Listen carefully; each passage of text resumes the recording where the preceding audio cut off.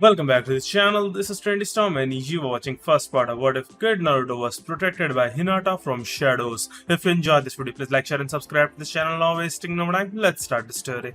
By all accounts, Hyuga Hinata was a shy person. She was terrified of making contact with people, she detested conflict, and the little girl hardly ever spoke. She was viewed as a failure in her clan from an early age for precisely this reason. When faced with hardship, the majority of the Hyuga spit in it and struck it down, demanding respect. They were strong and proud, but as a young girl, Hinata would avoid conflict and run from anyone who would hurt her. She was too innocent and gentle for the shinobi world she was thrust into, not because she was weak. Perhaps, as the wife of the clan head of one of the most feared clans in Konoha's history, she could have taught her daughter how she had conformed and devised strategies to fight the unending hatred and grief that tormented her equally gentle soul every day. But even as her sister was born, fate was too cruel to be kind and had taken her mother away. She had no friends and was frequently the victim of bullying from people her own age because of this. She was the conduit for all the animosity and discontent that the younger generations had toward the arrogant clan because she was the only Hyuga who would not sneer at any taunts directed at them or snuff out any attempts at prodding or poking. Naturally, the assaults and scathing remarks were rare because she was typically accompanied by Ko, her caregiver. However, she would occasionally find herself by herself and feel as though someone had targeted her. This was why she had learned to hide, to blend in with the background and vanish in seemingly open areas. There would be no peace if she didn't. She still occasionally lost concentration, though, as a result of her father's constant disappointment in her whole being, her sister's seeming hatred of her, and her clan's low opinion of her. That was why she had bumped into a group of boys on this specific day and knocked the leader's ice cream out of his hand. They had scowled at her after dragging her from the street into a playground that was wooded in after staring at her in shock. The older boy glared down at her and said, "Hey hey." Hinata tried to suppress her tears as she lowered her stinging eyes. In a whisper, she said, "I'm sorry." One of the other boys moved to get a better look at her and exclaimed, "Hey, isn't she a Hyuga?" The last mumbled, "Yeah, look at her eyes," as his eyes narrowed. "Probably a cousin of that Neji." With a tone of disgust, the second boy remarked, "That means they probably have the same personality. People from royal families are all the same." Hinata tightly closed her eyes, wishing the briny tears that threatened to spill would stay in place. Not like that," she muttered feebly as she retreated a little. Perhaps she could escape. Before she could take more than 3 steps, the leader caught her as she turned and fled. With his arms crossed, he flung her to the ground without fanfare. Trying to run away before even apologizing. "What, are we not good enough for your apologies, Hyuga?" he replied with a smirk. Feeling weaker than ever, Hinata stayed with her head down. How could she? Boys who were stronger than her were all around her, and they detested her because they thought she was related to someone. What caused the world to be so cruel? She whispered to the floor, "I'm sorry," as the tears began to pour out of her eyes. With an angry tone, the leader grabbed her head and threw it to the ground, asking, "You call that an apology? Do it properly." The pain of him yanking her hair caused Hinata to gasp a little, and her tears became more intense. I'm sorry, I'm sore." A voice said, "Hey," and the leader stood up to welcome their newcomer, "Quit it." The 3 turned to see a boy with blonde hair and big, ocean blue eyes staring at them angrily. What was he doing? Hinata thought as she looked up in surprise. Was there anyone he brought along to stop these boys? However, he seemed to be by himself. One boy muttered, "Hey, isn't he that kid?" "Yeah," exclaimed the other, "the one nobody likes because he bothers everyone all the time." The leader's expression grew more irate as he grinned at the blonde. "Yeah, he's that kid." This caused the challenger to lose patience as all 3 of them burst out laughing. "I'm not a that or an IT. The name is Uzumaki Naruto, and I'm going to become Hokage," he screamed, swiping his hand away angrily. The 3 bullies exchanged a disbelieving glance. They asked, "Hokage?" and then burst out laughing at him once more. The leader gave a loud snort. He laughed at the little boy's statement and exclaimed, "There's no way you could ever become Hokage." He approached the boy and struck him in the face, causing him to fall to the ground. Hinata looked fearfully at her lone ally as she gasped. Had he been harmed? If the first person to truly show her kindness was only compensated with pain, She couldn't stand it. She marveled as he slowly got to his feet and wiped his slightly swollen cheek. His disobedience caused the leader's face to darken. Angry, he raised his fists once more and asked, "You looking to fight? As long as you promise not to cry after." Naruto smirked at him before using his hands to form a seal. With shock on their faces, the boys have backed up a little. With fear in his voice, one of the boys questioned, Does he know jutsu?" As Hinata looked on in awe, Naruto said, "Bunshin no, was there a strength this boy was concealing?" Naruto exclaimed, "Jutsu." Just before a cloud of smoke erupted into the room.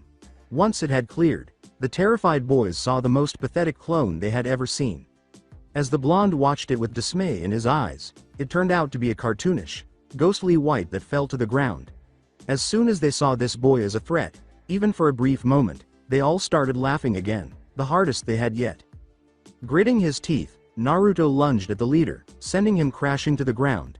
He slammed a fist into the boy's face and yelled angrily, "You let your guard down." The other two watched in horrified rage as their leader groaned as the troublemaker punched him once more. He spit out, "I will definitely become Hokage one day, and show up people like you," and delivered another punch. The other two boys appeared to become enraged by this and reanimated. One of them shouted, "He's underestimating us," before they each grabbed an arm and shoved him back to the ground. As the three of them kicked and punched every part of Naruto they could reach, Hinata looked on, forgotten. As they brutally battered him into the ground, blood began to flow from his split lip and cut eyebrow. She looked down, her despair growing as she saw her savior so severely beaten. A voice called out, "Hinata! Sama!" and the three of them looked up in alarm. As Ko burst into the park, the leader yelled, "Oh shit!" and pulled the other two as they fled in the other direction. With relief, she noticed that her eyes were fixed on her. "Hinata! Sama, are you alright?" She stood up slowly after nodding. Ko's gaze shifted away from her and landed on Naruto's motionless body, growing icy. He took her hand and said, "Hinata! Sama, let's get you back to the compound." But, that boy," she exclaimed, her voice frantic. He appeared to be seriously injured, so they had to find him help. Ko looked at her and said, "Don't worry about that boy, Hinata. Sama, now come on." She let herself be pulled along and muttered, but he was still not moving, so she turned to look behind her. Naruto. She stared at her ceiling as she lay in bed later than usual. For what reason had that boy come to her aid? He didn't know her, and based on Ko's glance, it was assumed that he didn't get along with the Hyuga clan. Why, then? With her young mind unable to comprehend the situation, she turned to her side. He was ridiculed when he declared that he would be Hokage.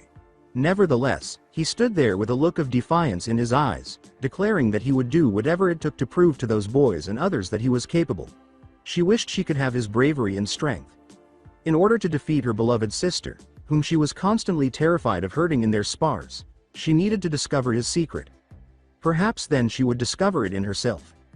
Perhaps she could stop being an outsider, make her father proud, and elevate the Hyuga name. She had to go with him. As they followed the spiky-haired young man on the streets in the ensuing weeks, Hinata repeatedly slipped away from Ko. She was both saddened and perplexed by what she saw. She had seen him being driven off the streets, hurled from stores, and screamed at all the time. Despite his constant shyness and fear, people yelled, "Demon!" and "Scum!" at him. His most recent attempt to purchase a new shirt made her cringe because his was filthy and worn and had been thrown from the establishment onto his face. The boy was painfully standing up when the man spat at him, and "Stay out, you filthy demon." She turned to face the man angrily after observing his defiant expression. "Fine. Who'd want to shop at your smelly old place anyway?" he yelled. "When I'm Hokage I'll make sure it gets torn to the ground." Hinata claimed to have witnessed a few tears fall to the ground as he fled. She followed him in silence, keeping her head down to avoid anyone noticing her eyes and wondering why she was in that area of town so far from her compound. After a while of sneaking, she reached a dead end, and the thought of Naruto's absence made her stomach sink. Wanting to console him, she thought, he vanished. Other than the pranks, she couldn't understand why everyone was so awful to him. But that wouldn't make everyone that mean to him, she thought absently. She heard a little sob coming from the other end of the alley just as she was about to begin the trip back to her house. She turned around and noticed a small crack in the wall she was looking at. Based on the noises she was now listening to intently, she concluded that this was where Uzumaki Naruto was hiding. When she heard voices behind her, she swallowed, bracing herself to go and introduce herself and offer some sympathy. "I think he came this way. Hokage. Sama is busy with council affairs today. I heard would be the perfect time to finally put an end to the abomination. Don't know why he's so protective of it, senile in his old age." As Hinata's eyes darted back and forth, searching for a hiding place, her breath stopped. She caught sight of a big blanket hanging on a clothesline, tore it down, and threw it over herself and a piece of fence. She squatted down, making sure she had a small area to observe the scene unfolding in front of her.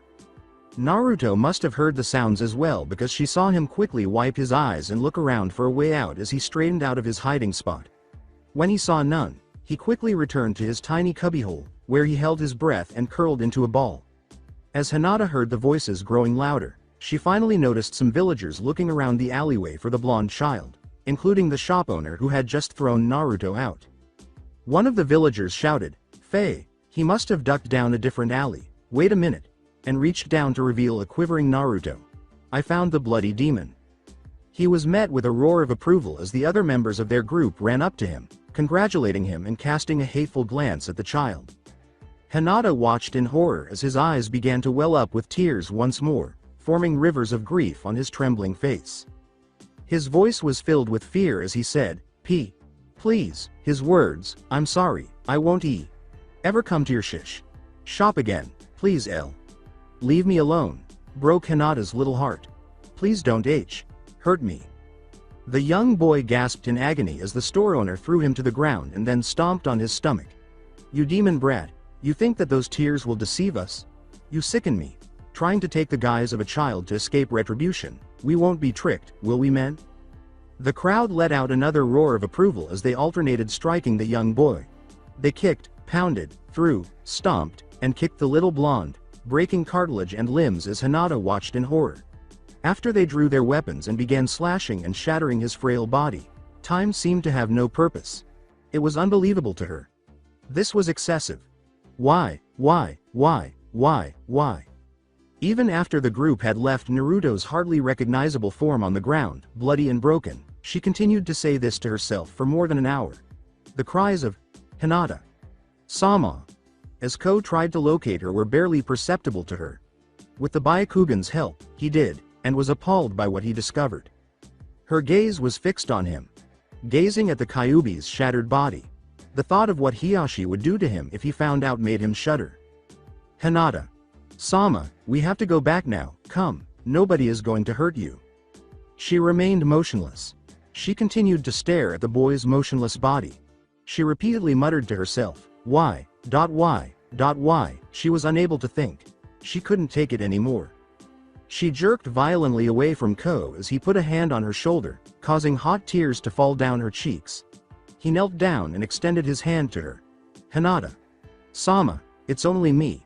Let's get you home, come on." She turned back to Naruto and slowly shook her head. She broke off her chant and asked, why would they do this to him? With resentment concealed in his eyes, Ko's gaze hardened as he gazed at Naruto. Although he supported the actions, he disapproved of them being carried out in public view or audibly. "Don't you worry about him, he'll only bring trouble, let's get home," she repeated, her petite frame trembling. Why would anyone do this? He didn't do anything, he hasn't done anything. Knowing that this mistake would have a long-term negative impact on the girl's mental health, Ko sighed. Perhaps he ought to bring her to a Yamanaka. Before turning away from the boy, he lifted her quivering body and held her against his chest. Horrified, she looked into his eyes. Panic gripped her as she said, "No, we have to help him. We need to help him. We need to help him." Ko gazed at the girl in his arms incredulously. If only she were aware. "Hinata. Sama." He looked at her sharply and said it firmly. "Do not concern yourself with that boy. Please listen to my advice, it will do no good to." She cried out, "We have to help him," and began to flail. She was certain he would die. "We have to help him, Ko, we have to." After assuming a stoic expression, Ko stabbed Hinata in the neck, knocking her out. I'm sorry, Hinata. Sama. But it's for your own good. He jumped away, leaving the body to leave blood stains on the ground beneath it. For weeks, the young Hyuga suffered from nightmares about the boy being killed in front of her, which made her even more reclusive than normal. She refused to go outside and would only leave her room for meals or sparring. She had even stopped talking to her caretaker, Ko, who was the closest person to one of her friends. She felt deceived. When did it become acceptable to kill someone, particularly a child like herself? Why hadn't anyone assisted him? Why was the one person who helped her, a complete stranger, chosen to die that way? And in spite of her entreaties, the one person she believed she could trust turned away from him. With an eerie expression on her face, she rolled over in bed. Her savior, Naruto, was being sliced in front of her eyes, and she couldn't stop staring at him, his shattered form lying meters away, while doing nothing. Demon was sliced into his tiny chest, and other words like monster and murderer were sliced into other parts of his body. She heard him scream in agony, beg to be released, scream some more, faint, wake up, and repeat the cycle. Neither of them had any way out. She didn't respond when she heard footsteps outside her door. Hinata. Sama. Ko's low voice could be heard outside her door. Before she heard him walk away, he said, "Your father has ordered me to take you outside to get some fresh air. I'll give you some time to get ready, but please be cooperative." He was told to take her outside by her father. She stood up gradually. She was unable to accompany Ko. It would only rekindle her doubts and sense of betrayal. After throwing on some clothes, she climbed out her window and hurried through the compound's hallways until she reached the fence. After climbing it clumsily, she headed toward the village center, where she could blend in with the throngs of people. She wanted to put in the effort to hide first, even though Ko could easily find her with his dojutsu. In order to avoid drawing attention to herself, she kept to the periphery of the streets as she meandered through them. After about 15 minutes of wandering, she was on the verge of deciding to turn around when she heard a voice she recognized. "Please, I just wanted to find something to eat, I'm sorry." Her head spun around in response to the sound as she froze. From behind that fence, it came. When she ran to the corner and turned to look, she saw the blonde boy with his head down while a villager was shouting for him to leave his restaurant. Was he alive? However, how? Nobody was coming, nobody was assisting him, how? With a cry of agony, Naruto fell to the ground after the man hit him in the head, and Hinata was overcome with rage. Why was this good? Hearted boy treated like trash by everyone? Like something repulsive? She was unable to tolerate it. From behind her, she heard, "Hinata. Sama," and turned to see Ko coming. "Hinata. Sama." He grumbled, "You know that sneaking out of the compound and walking the streets alone is unbefitting of the title of heiress to the Hyuga clan." She exclaimed joyfully, "Ko-san. Naruto-kun is okay." Before her face fell. Now, as she looked down at her feet, she appeared distant and distressed. "Not that you'd care." Ko's expression contorted in shock. Knowing Hinata to be a shy and reclusive girl, he had never heard her speak to anyone in that way. She was practically pleading with him to contradict her, though. He took her hand and said, "Let's get back to the compound." Without protesting, she turned to see the name of the store that had just mistreated the kind boy. She would help him if no one else would. From the sidelines, as much as she could, he embodied everything she aspired to be: brave, selfless, compassionate, and so forth. She returned to her room and gathered her training clothes after receiving a reprimand from her father and being kicked out for exploring Konoha alone. She had never felt the need to train so strongly before, but it wasn't to win her father's approval or win her clan's respect. She had to prepare for him. She had to train for Naruto in order to eventually pay him back and support him when he needed it. Instead of running away from a threat to his life, she would be by his side the next time. Before the academy began, Hinata trained herself with unwavering resolve for the next year and a half. As she trained diligently and for a long time every day, her clansmen now observed her with approval.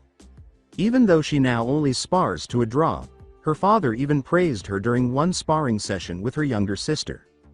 In actuality, Hinata couldn't bring herself to hurt her sister, even though many believed Hanabi to be stronger than the heiress. This was still true, but she no longer felt the need to give her sister a beating in order to give her a sense of strength. It would be disrespectful to the boy who risked his life to save her, only for her to discard it at the hands of her sibling, who had her father's icy stare. She followed the blonde around the village and frequently sneaked out of the compound. She resented what frequently followed, even though she valued the effort he made during training. He would scrounge around the village, looking for food, clothing, or used ninja gear to practice with. But she recalled all the places that had wronged him, and she told Ko with tears in her eyes that she had gone into their stores to ask for assistance and been ejected because of unspoken biases against their clan. She was successful in shutting down a number of stores in this manner, and she was happy to see that Naruto also found some small joy in seeing the establishments that had rejected him close down quickly after his abuse. She didn't realize it until it was time to report to the academy. If Naruto had been coming this year, she might have been able to get into the same class as him, but she wished she had known his age. As soon as she entered her new classroom, she felt prepared and headed straight for the back of the room, keeping her eyes down the entire time.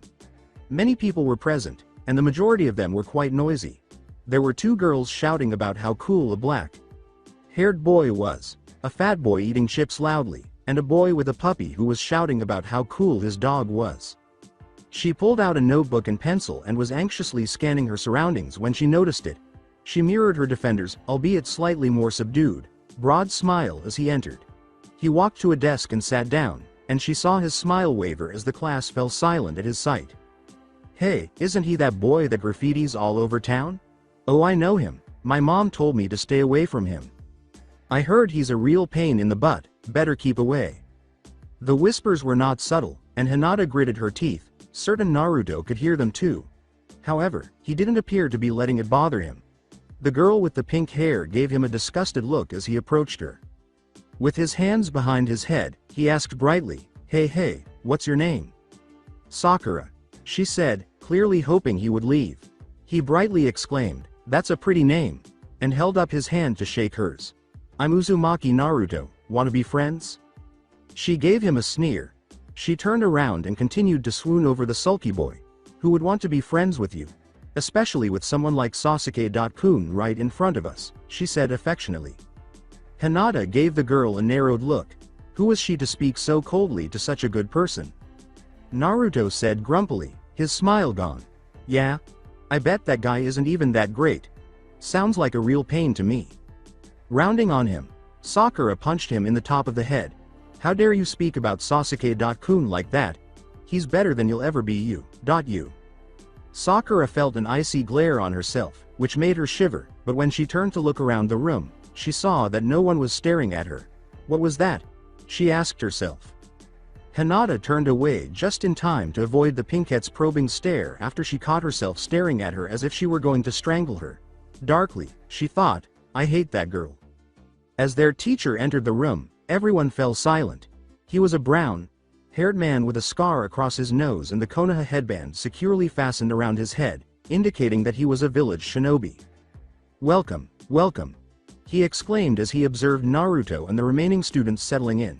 "I am glad to see that you, like many others, are pursuing the path of the shinobi, in order to protect the village. Although you are young, we will be honing your skills to make you a deadly warrior of Konoha." Naruto shouted from his seat, Hey, how about we get to the training then?" which caused some of the students nearby to give him irritated looks. Hinata watched him look straight ahead, ignoring these glances. "I need to train as much as possible to become Hokage, you know?" Their teacher gave him a frustrated look. "If that's your goal, then I suggest you learn patience, Naruto, because the Hokage must also hold himself with respect and manners." Naruto frowned and turned his head away. Hinata also scowled. Naruto firmly believed that it was okay to want to dive right into training, and he did so every day. This lecture was a waste of Naruto's time. However, he went on to introduce himself as Iruka, a chunin who would be helping them during their academy stay. He explained to them how training would proceed, how lessons would be structured, and their overall timetable for various subjects. "Any questions?" he asked as he concluded his talk. He grinned when no one responded. "Good, then let's get to work." They had been at the academy for about 2 months, and Naruto was extremely irritated. The first few weeks at the academy were spent primarily on theory and the history of the shinobi world. They had not yet begun any practice. However, after a particularly dull Tuesday, Iruka's announcement that they would start weapons handling and taijutsu katas the following day seemed to answer his prayers for a more hands-on environment. With a twinge of regret, Naruto recalled that he had never been able to practice with the different shinobi tools because he had never been able to obtain a suitable set. He probably found them in the trash because any attempts to use discarded second-hand ones always resulted in the weapons not functioning properly. As he headed to a remote training area he had discovered at a very young age, where he spent the majority of his practice sessions, Naruto kicked a rock out of his way. It had a big clearing in the middle and was heavily forested. Since he didn't have any techniques that needed a lot of room, he frequently chose to stay in the woods in case a team arrived. He located a clearing of his own, big enough to accommodate a few people, and began hammering a little tree hard. Since he had no clan and no one to help him get ready for academy life, he had created his own style and didn't have a specific one. In order to make it slightly more comfortable for him, he hoped to incorporate his style into the basic style that the academy taught all aspiring shinobi. Unbeknownst to him, admiration glowed in the pale eyes that watched each of his strikes. Naturally, Hinata was aware of his training area. She had frequently followed him there. As the blonde's fists pounded the wood, repeatedly crushing the bark, she saw him start to perspire. As he clumsily followed his right hook with a roundhouse, nearly losing his balance, her eyebrows knitted together. He was clearly ignorant of proper fighting technique, and she had heard her father repeatedly criticize the academy's method, saying that teaching the new shinobi such a basic fighting style while depending on the genin's future sensei to teach them a valuable style was not only a waste of time but also dangerous. Hinata took a seat in her hiding place and gave it careful thought. Naturally, she was unable to teach him the gentle fist. The blows weren't severe enough to justify the style without its chakra damaging effects, and he lacked the Byakugan to assist him in identifying the chakra circulatory system found in shinobi. She assumed that he might be able to learn one or two styles from the library. She got to her feet with resolve in her eyes and watched as Naruto kicked up the trunk 3 times in quick succession, her eyes brightening with pleasure as the bark crunched as it flew from the tree. As she crept to Konoha's library, she thought, "Don't worry, Naruto-kun. I'll see to it that you find the ideal fighting style." With a yawn, Naruto entered the classroom and walked sluggishly to his seat, lacking the customary zeal for which he was renowned. Even though they were just reviewing the fundamental katas, he had spent the remainder of the day honing his taijutsu and had gotten up early to get in a solid workout and another quick session to ensure he was rested. But now that the adrenaline he had gained from working himself hard had worn off, he wished he had slept a little longer.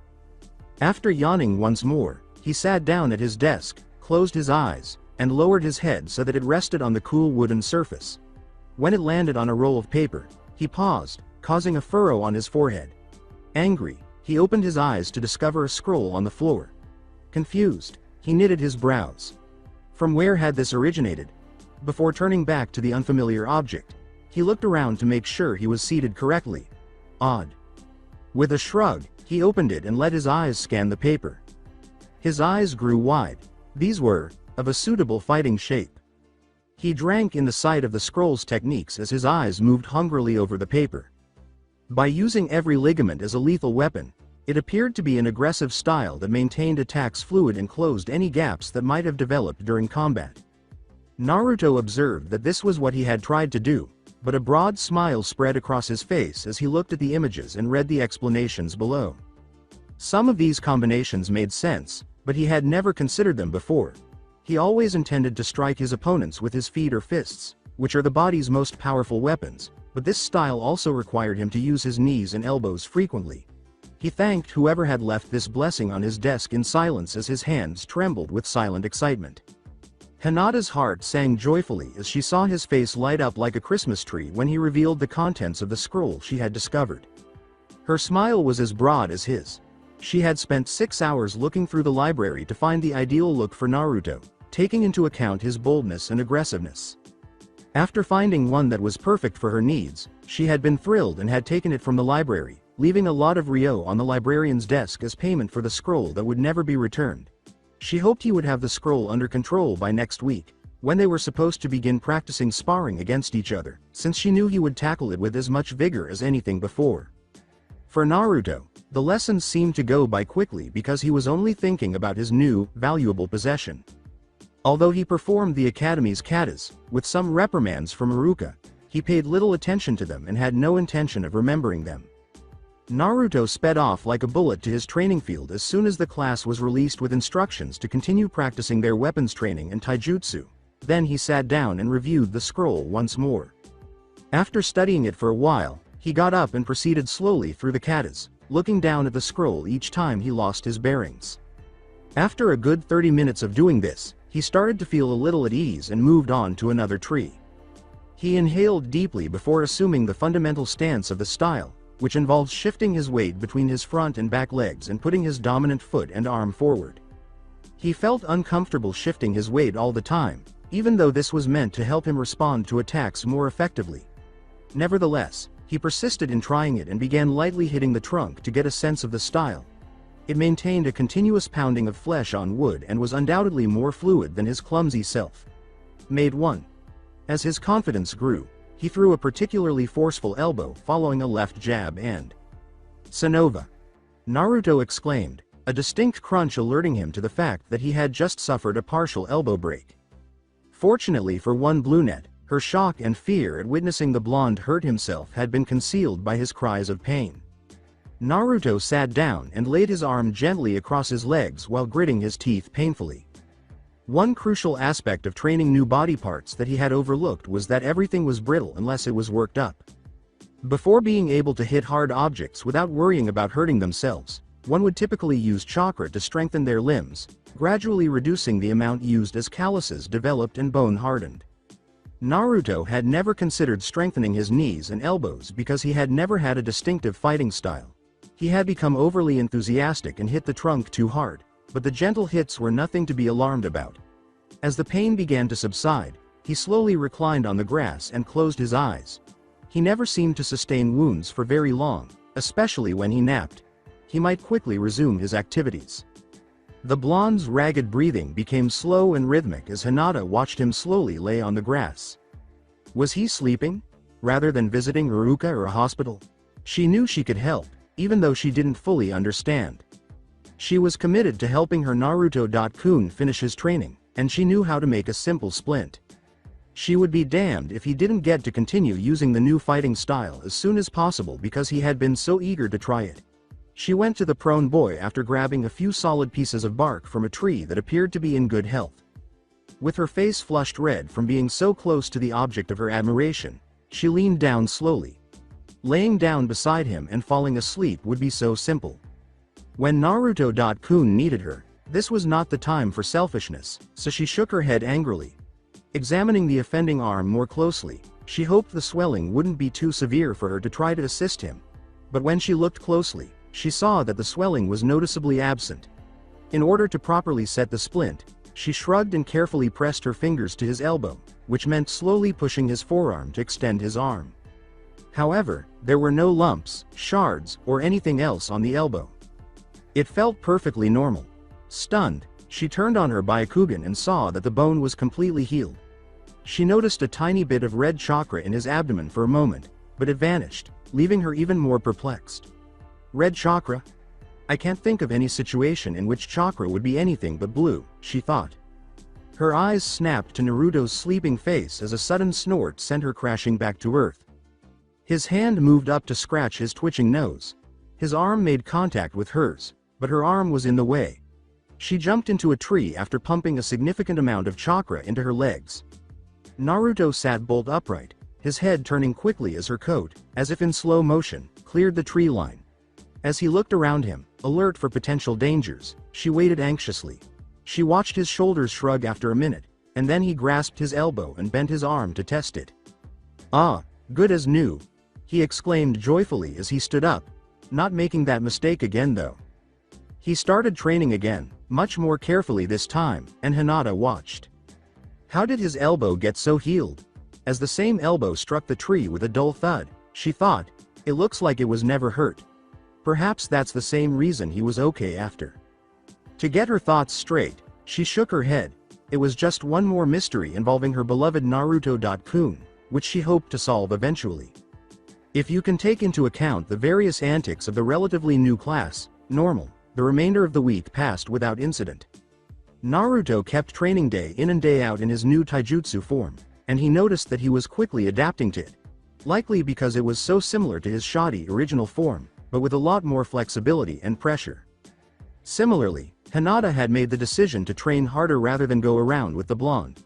She was aware of how highly he regarded strength and the will to succeed, and she had trained with a new vigor in the hopes that he would notice her during the various sparring matches that would be taking place. This earned her a rare compliment from her typically stoic father. Sundays were off as usual.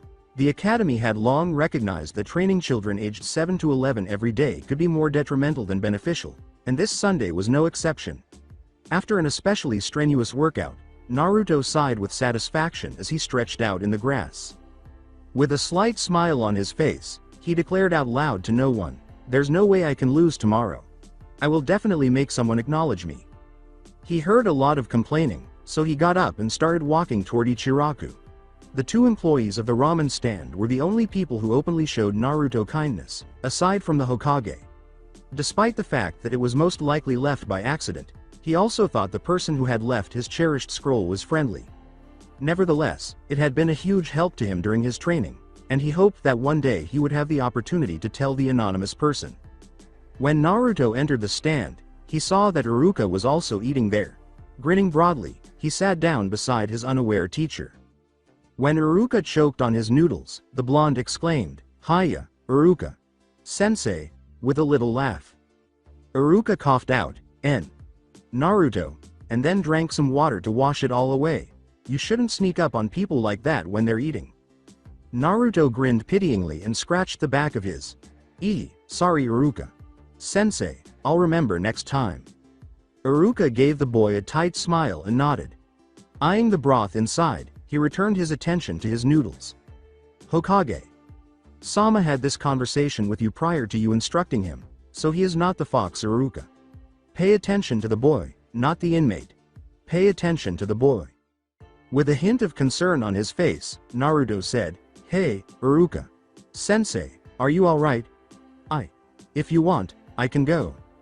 Iruka gave Naruto a quick glance and saw the fear of rejection in his eyes. They made him think of his own.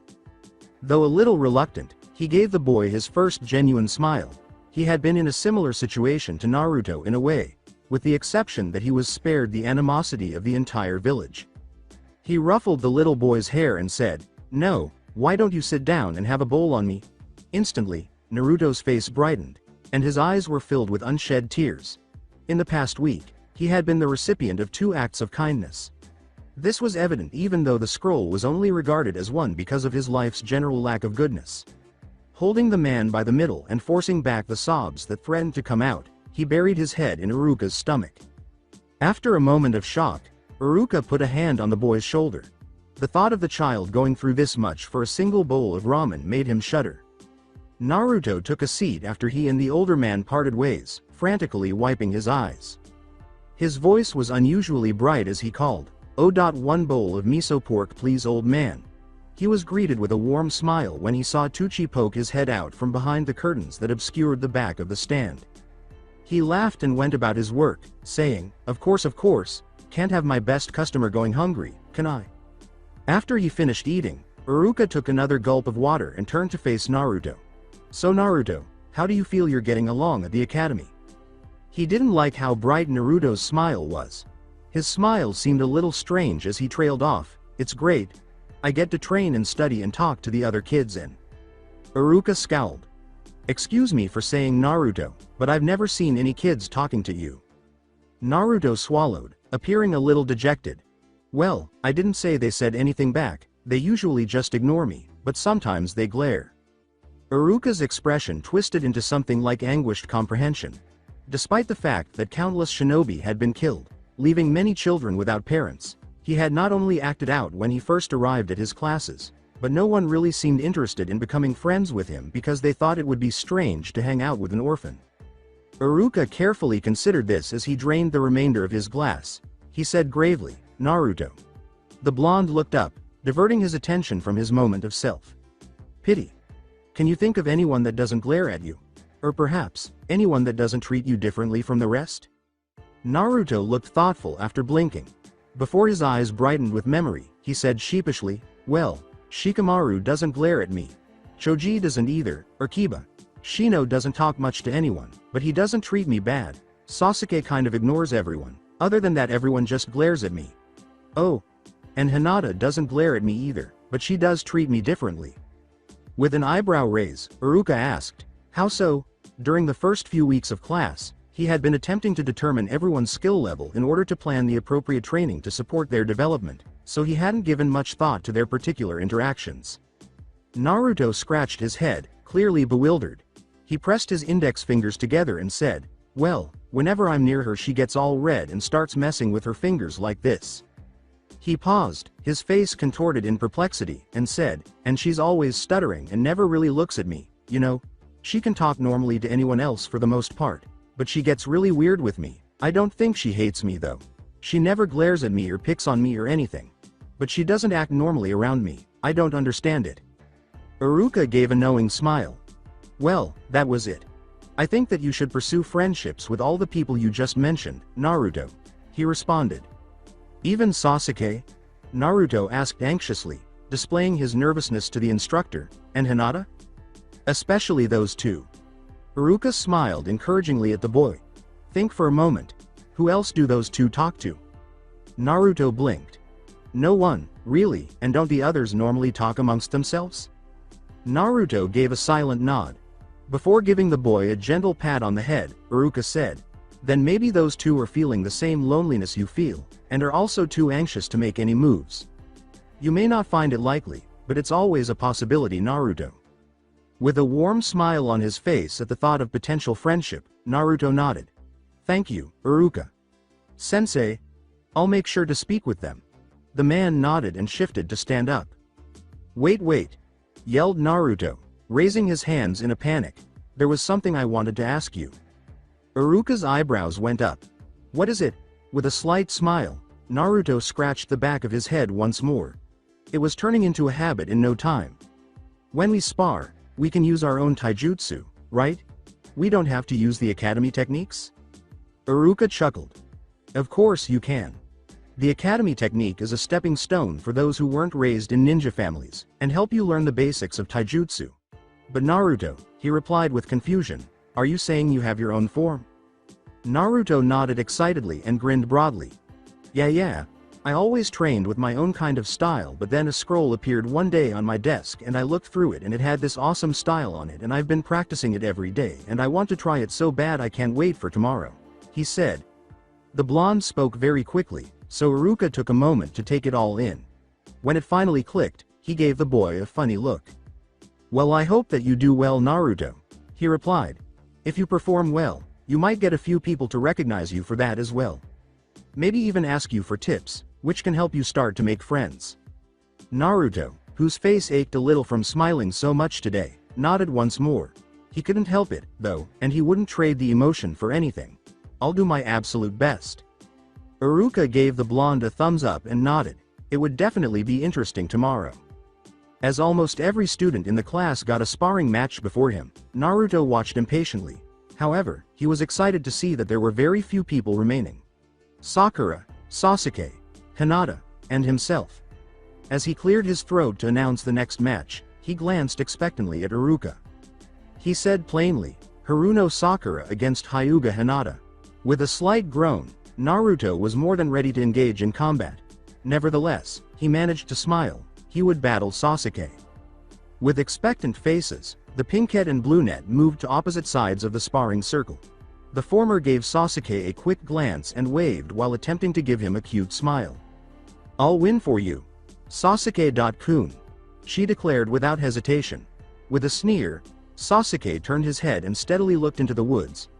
Sakura slowly and sullenly turned back to Hinata. The crowd was filled with the sound of Naruto's voice. He called out, "You'll degrade Sakura Chan," in an attempt to gain the girl's favor by encouraging her when the Uchiha rejected it. Sakura turned and gave Naruto a fierce look. She turned back to Hinata and said sourly, "I never asked for your support." She saw the shy girl's eyes and winced. Typically, they were withdrawn and depressed. The Hyuga heiress's icy, menacing gaze was something she had never anticipated.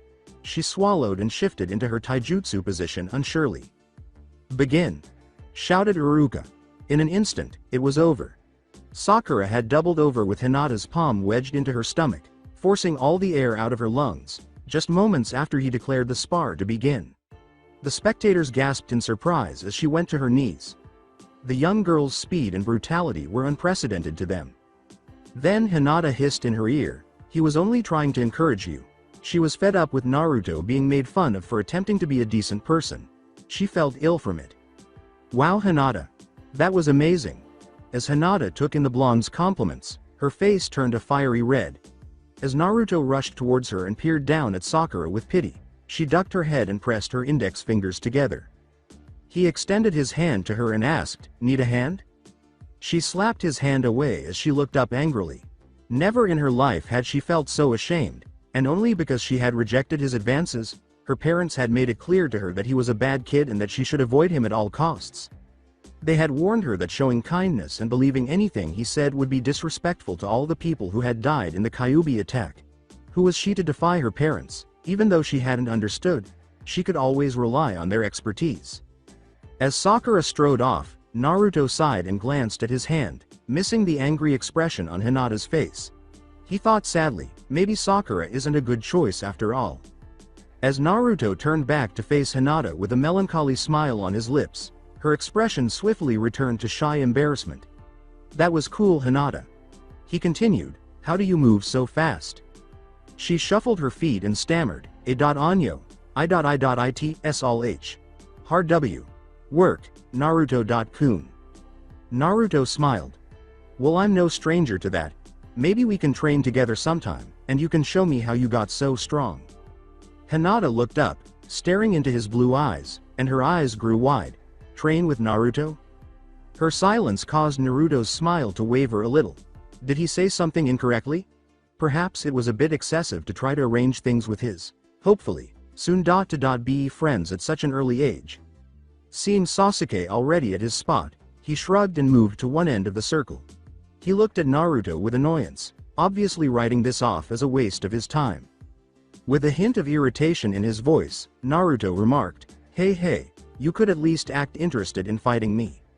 Sasuke scoffed as he turned to face him. He asked, "Why should I? I want to get as strong as Itachi. Nissan, and I don't think you'll help me very much." Naruto tightened his jaw.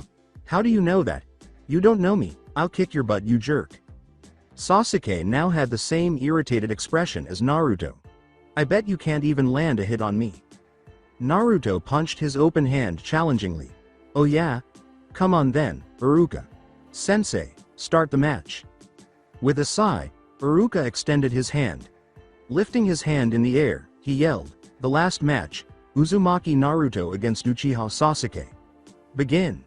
The ebony-haired boy was charged by Naruto, who delivered a powerful right hook to his face. A smirk appeared on Sasuke's face as he began to easily slide under his telegraphed punch. As Naruto's right elbow stabbed him in the sternum, knocking him back, his eyes widened and he said, "Just as I thought, he has no fighting style." Glaring at the blonde, Sasuke performed a back handspring to straighten himself. "That was one shot, you know, Sasuke." Naruto chided, "But I'd like the match to keep going."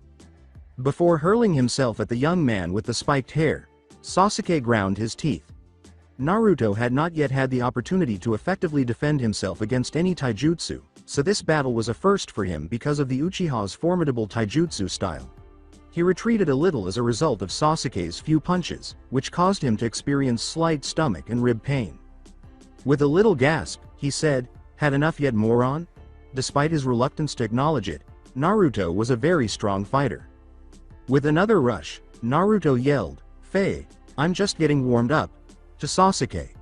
Sasuke's eyes narrowed as he observed how rapidly Naruto had recovered.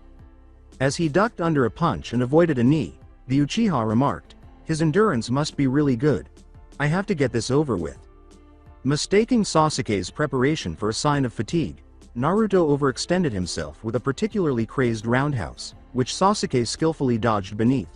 He wasted no time in slamming his fist into Naruto's stomach, causing the boy to let out a violent sigh. He grabbed Naruto's outstretched leg and heaved, throwing the boy well outside the circle, intending to break up the fight. He saw Naruto clutch his stomach while he paused to catch his breath. Iruka frowned and moved forward. That was not needed, Sasuke. You could have easily scored the last 2 points in that opening without throwing Naruto. You could have broken something of his for no reason.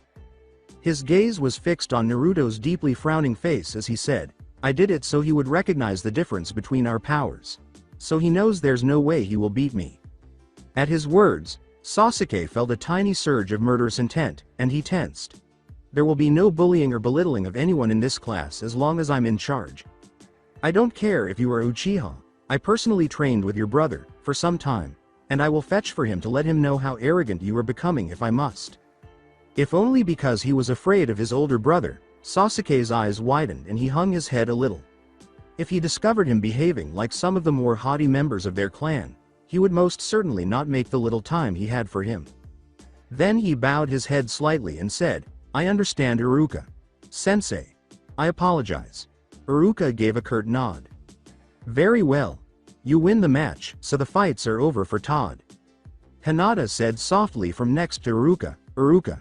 Sensei, since my fight was so brief, I'd like to fight Sasuke-san. He gave her a startled look before turning to face Sasuke.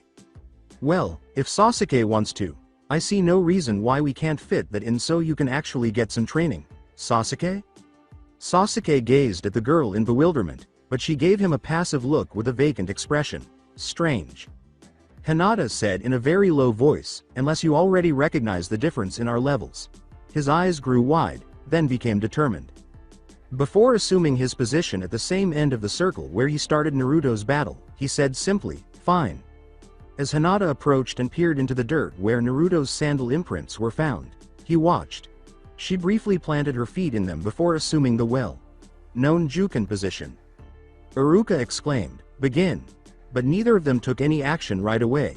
When Hinata turned to see Naruto observing her intently, she blushed and ducked her head in mild embarrassment. When Sasuke saw this, he tried to capitalize on the brief distraction by running forward right away.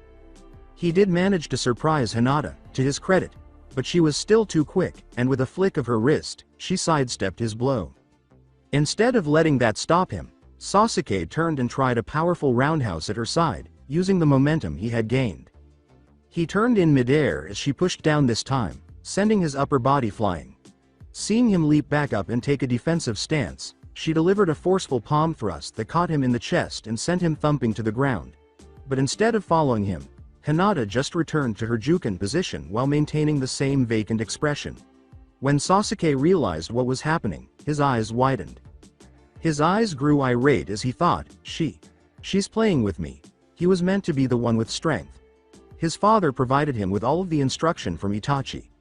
He trained daily in pursuit of his goal of becoming as strong as his older brother. However, he was still getting played with by one of their rival clan members. With the intention of breaking up the fight once more, he hurried the girl. He had to prove himself, otherwise, all of his hard work would have been in vain. She swiftly raised her forearms to block the axe kick he had followed up with after he leapt and kicked her in the head.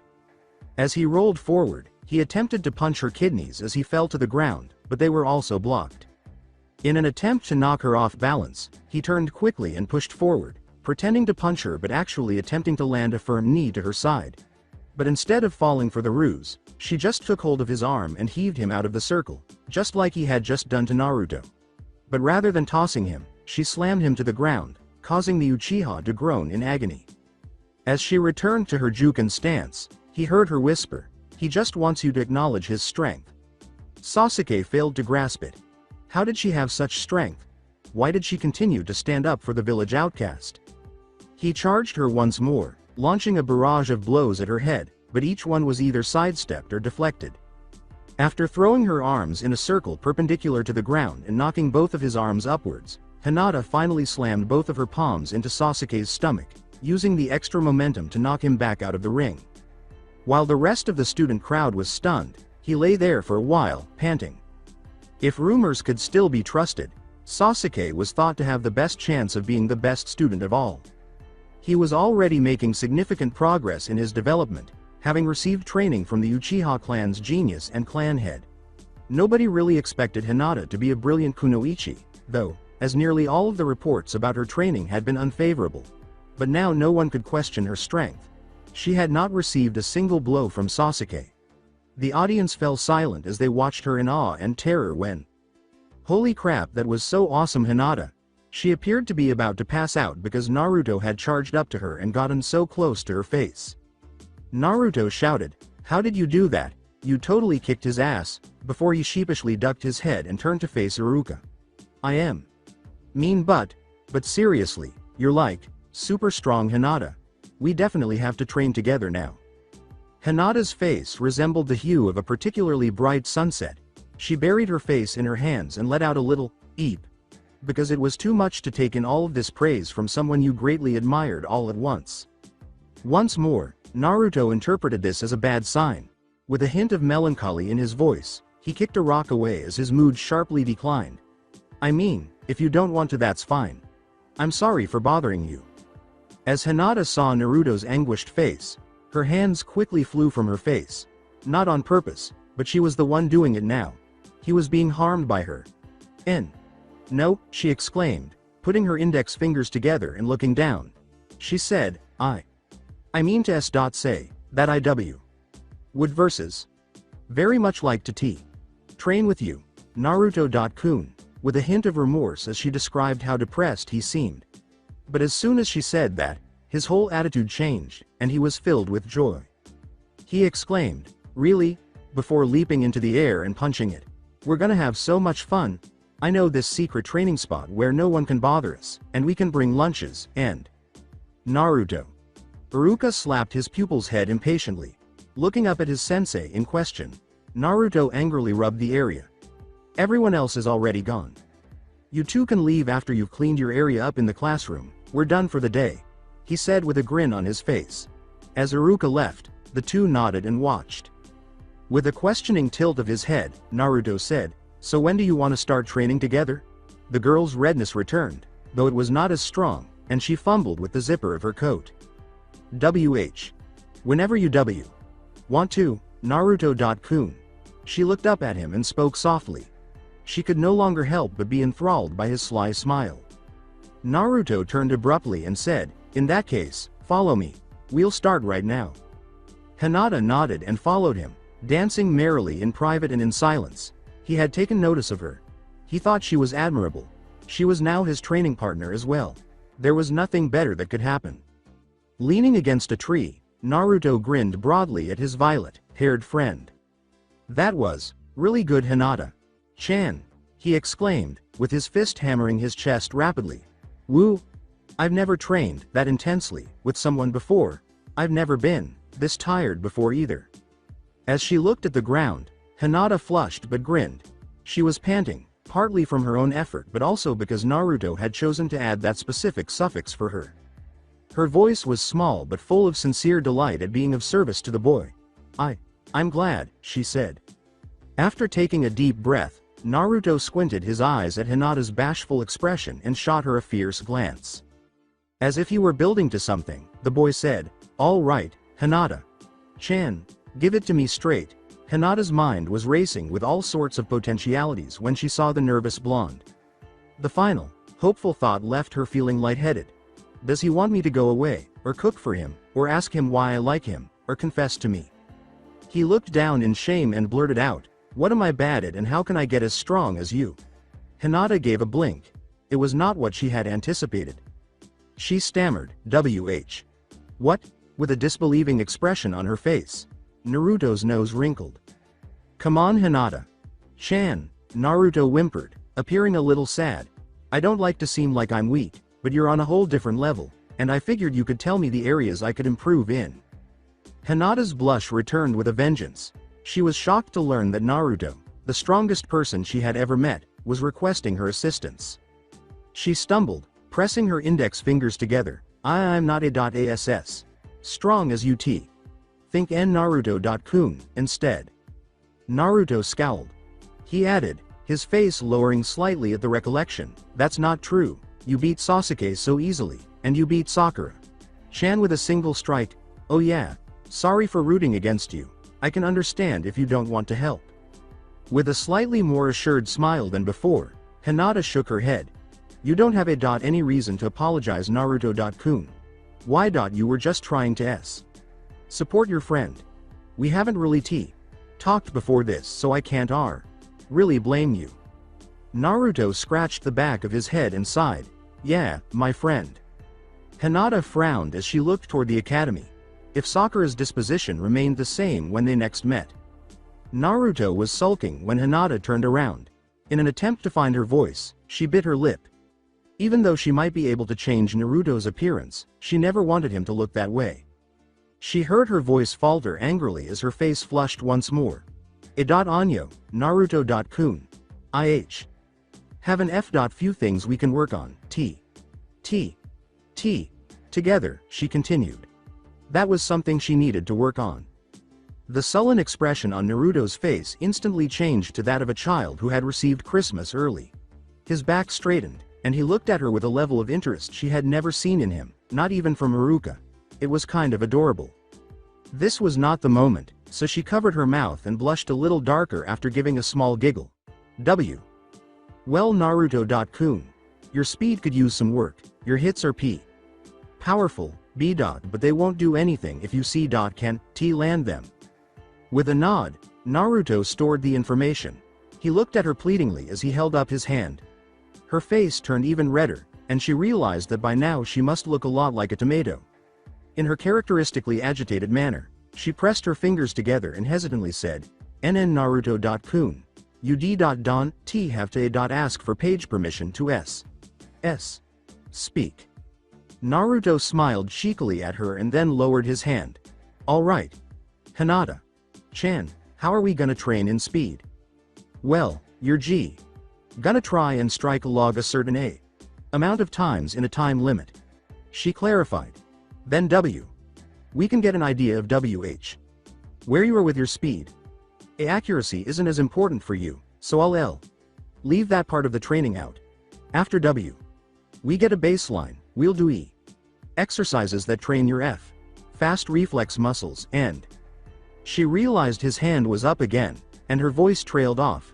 She looked at him reproachfully and puffed out her cheeks cutely. He glanced inquisitively behind him before turning to face his own elevated appendage as though it were unfamiliar. He smiled sheepishly and said, Whoops, sorry. Anyway, what do you mean, fast reflex muscles? I thought we just had, muscles. Hinata gave a nod. He was still perplexed, so she repeated her father's example to help her understand. We do, but if you only train punching really slow but hard, and then try to punch quickly, you'll lose some of your power. In order for a Hyuga's chakra bursts to truly strike the tenketsu inside the body, it was crucial that they not only strike quickly but also bury their fingers deeply enough into the skin. The blonde's eyes lit up slightly as she said, Naruto.kun, if you do a lot of slow squats, your regular jumping height will only go up little. But if you jump rapidly the same a lot, and train yourself to jump in that fashion, it will go up much quicker. I see, he said conscientiously. With a hopeful glance at the brunette, he concluded, so if I train myself to punch really fast, then I can start working my strength into the hits too? So it'll be like my body will be used to striking that fast. He let out an excited yelp as she nodded. He exclaimed, then let's get started, with a beaming expression. She gave a nod, grinning at the inner radiance that appeared whenever he felt passionate about something. The 3 fundamental jutsus required to graduate were finally presented to the academy class a week later. When Iruka looked around the classroom, she said, Now I don't expect you all to master these right away. You are all expected to be here at least 4 to 5 years, so you have plenty of time to master these techniques. The last thing you want to do is overwork these techniques. It can be harmful to your body. Can anyone tell me why? Sakura's hand was in the air first, as usual. Sakura gave him a sour look as Kiba snorted from a few desks away. Yes, Sakura. Sakura started, glancing longingly at Sasuke to check if he was observing her. In order to use jutsu, she said. He wasn't. Your body uses chakra, which is made up of both physical and spiritual energy. If you use too much chakra, you could die from the effort it puts on your body. Iruka gave a nod. Exactly. This is also why we don't teach more advanced techniques here in the academy. None of you are expected to have a large chakra pool, or a substantial level of chakra control to be able to safely perform these jutsu. We do, however, have some other E-rank jutsu that can be taught if you successfully prove that you have the control to master the first 3. Sakura waited for Naruto to give her the inevitable cheer that he usually gave her when she correctly answered a question in class. But it never arrived, and she turned around, questioning whether he was there at all. He was, and his callousness made her feel a little less confident. She looked at a certain black-haired person and thought, not that I need his praise or anything. No, not if I can have his. As Naruto's mind started to drift off, his eyes slowly made their way to the window before he was gently jolted on the shoulder. He cast an apologetic glance at his friend with the violet hair. She had reportedly asked him about some topics they had already been lectured on since they started training together, and since Naruto typically ignored lectures, he was unable to provide the answers. In order to keep him focused when it mattered, she had since suggested that he sit next to her in class. He didn't know why she was so flushed when she asked him what he thought of her plan, but he had accepted it, even though it was dull. He returned his focus to Iruka and reviewed the facts in his mind. Chakras are made of a combination of spiritual and physical energy. Jutsu was performed with chakra, however, for it to function properly, you needed to have adequate control over it. A 2. Distant memory of attempting to defend a young girl from some bullies made his face sour. To put him on a level playing field with all the kids from the various clans in Konoha, the third had given him the Bunshin Jutsu to practice before his academy days began. The old man had taught him how to shape and use his chakra, but no matter how many times he tried, his clone never turned out correctly. He found himself nodding slightly as he heard Iruka discuss striking the right balance between spiritual and physical energy and how the jutsu's level dictated how much chakra it would use. It made sense. In fact, why hadn't he paid attention earlier if all of his lectures were this beneficial? Knowing that the answer was already in the past, he declined to respond to his own query. He was now friends with Hinata. He was no longer alone. Looking down at the distorted, ghostly white Naruto that had withered at his feet, Naruto gripped his hair in frustration and exclaimed, why can't I get this stupid jutsu down? Given that they had only practiced Naruto's speed for the previous week, Hinata had recommended that they attempt practicing the academy jutsu a few hours after their training had begun. Naruto had gaped at Hinata's open mouth as she performed each one flawlessly in front of him. After blushing, she stammered and explained that her father had been teaching her chakra control ever since she was able to start learning her family's fighting style because it was necessary to use their techniques effectively. She was observing from a distance, amazed by his immense chakra capacity and unwavering perseverance. He had made at least 30 attempts at the jutsu and showed no signs of being winded. Hinata estimated that, because of her remarkable chakra control, she might be able to produce 20 to 25 copies before her chakra reserves would noticeably deplete. Naruto.kun, she yelled, pressing her fingers together. He stopped pouting right away and came over to smile at her. What's up? He asked with a cheeky smile. She turned red. She said anxiously, Anyo. I'm going to activate my Byakugan T.TOCWH. What's going wrong? She didn't like it, but she had never shown Naruto how she looked with it turned on before. She found it to be unusual. However, Naruto gave her the thumbs up and showed no signs of hesitation. He recalled her explanation of her clan's dojutsu and said, You got it, Hinata-chan. Will you really be able to see all my chakra with it on? Hinata paused. She said, her face a little dejected at admitting a weakness. Well, kind of.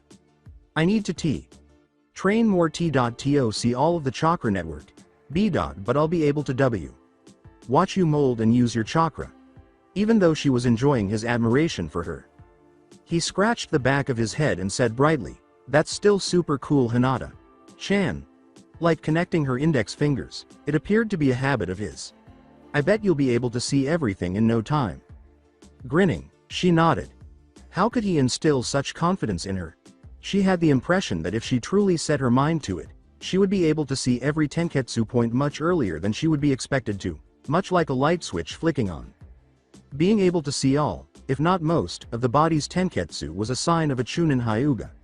After all, using the 4 palms technique was practically required. With careful chakra channeling, Naruto stood before her. She made an audible gasp and used a basic tiger hand sign to activate her clan's dojutsu. She could see his chakra reserves clearly from this close. They were enormous, too. The sheer magnitude of his chakra capacity made him truly resemble a tiny sun. She witnessed a significant amount channeling through his seal and working its way to the front of his body, and he yelled, "Bunshin no Jutsu," before a cloud of smoke revealed. At his pathetic attempt at a clone, Naruto wrinkled his nose and threw it away right away. His eyes were hopeful as he said, "Blech. Well, Hinata-chan." After blinking, the brunette turned to gaze at Naruto with wonder. Why? You were using too much chakra. Naruto was the next to blink. Too much? But I'm barely using any. Hinata gave a headshake. N. Naruto.kun. You have an enormous amount of ch. Chakra. You're using the same amount that would be AQ. Quarter of my entire chakra pool. Naruto stared in awe of her. He smiled broadly and said, "Really? So, I just have too much chakra. That means that I could easily use all those advanced techniques Iruka-sensei was talking about." With a nervous tug on her jacket, Hinata shook her head once more. Don't you remember what Iruka-sensei said about those techniques? Naruto struggled to remember the words that the Chunin had taught them. If you use a higher level technique, and don't know how to control, you can lose all your chakra since it leaches it rapidly, he said with a brow furrowing. That means that I couldn't use the better ones either? Hinata's smile turned into a frown as his face became anxious. But that doesn't mean we can't do chakra circuit control exercises. She exclaimed quickly as she stood up. There was a familiar hopeful fierceness in his eyes as they moved to hers.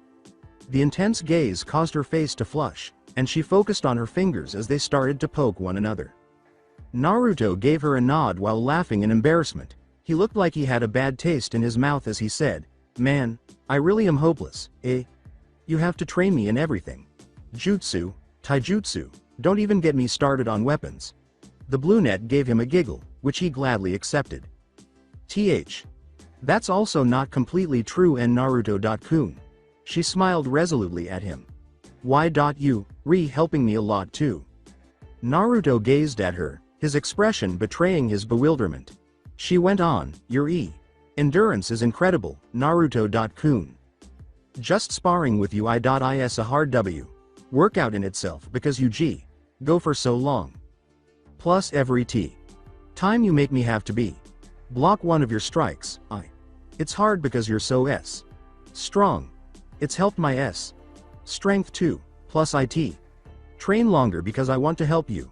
She concluded, looking embarrassed at her feet. She had improved her ability to express her thoughts to Naruto during the week of their training together. She was a little disappointed in herself for never having the guts to approach him before, but she was glad of the opportunity to make amends. Hinata felt her head float in the clouds as Naruto grinned, a tiny, sincere smile. Seeing him smile like that was very pleasant. It was directed at her. His voice was softer than usual as he said, "Okay, Hinata-chan. We'll keep training together to get really strong." Sensing his unflinching resolve, she nodded. But in addition to his intense conviction, she also noticed something else. He said, "Hinata-chan," in a tone that alarmed her. It was filled with anxiety and uneasiness. Was he going to say something? He yelled, Anyo, Hinata-chan, Willy Oob my friend," before glancing at the floor. She blinked, mentally assembling his words. Wondering why he had even asked, she said, "Why? Your friend, Naruto.kun." She was his friend, of course. She regarded him as more than just a friend. He was the source of her willpower, her motivation to try, and her source of readiness. Why she was able to make the decision to persevere when her younger self would have given up. But he had misunderstood her meaning once more, and he appeared to want to hide in a remote location. "I mean, of course not, forget I said anything, it's okay." He felt a pair of arms suddenly envelop his body in an embrace, and his eyes widened in surprise. It was an unfamiliar sensation, but it wasn't unpleasant. As Hinata's words replayed in his head, he felt the corners of his lips lift into another genuine smile. "Oh. Of course I'll be. Your F. Friend N Naruto. He circled his arms around her waist hesitantly, not wanting to scare her off, but her arms only seemed to tighten. Her face was buried in his chest, and he could feel the heat radiating from it, but he didn't think it was significant. The only thing that mattered to him in this moment was that he had made a friend, a real companion. After a few weeks, Hinata's palm slammed into Naruto's side, nearly causing him to lose focus on the two leaves that were chakra bonded to his hand's palms. Naruto grunted. After avoiding her subsequent blow, he arced into a lengthy backflip that separated them. But the brunette didn't waste any time in charging at him, leaving him with no room to move.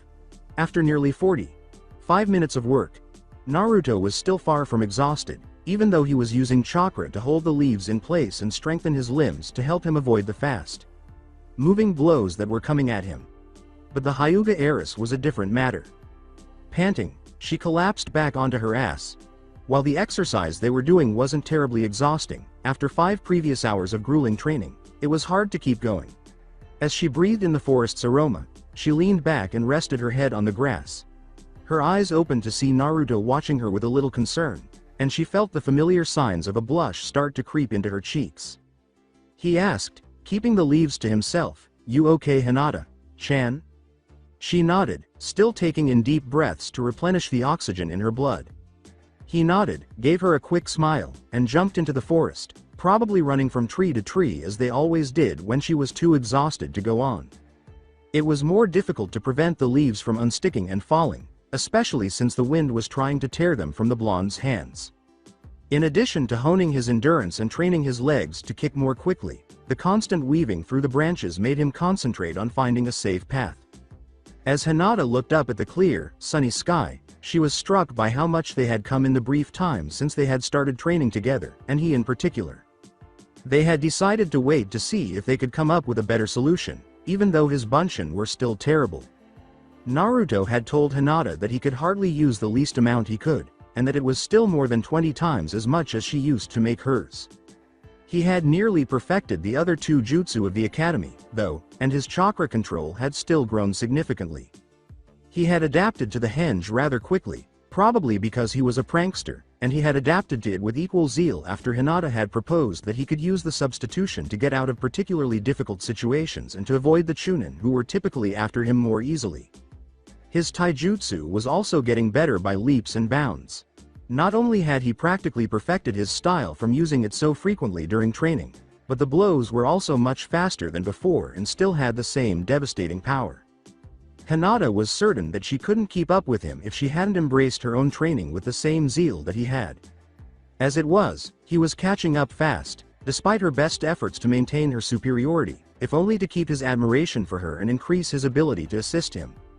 He was able to continue training when most humans would be expected to stop due to exhaustion because of his otherworldly stamina, which undoubtedly helped him build strength. Hinata now had to give it her all to defeat him in their spars, and although she hadn't lost yet, there had been some extremely close calls.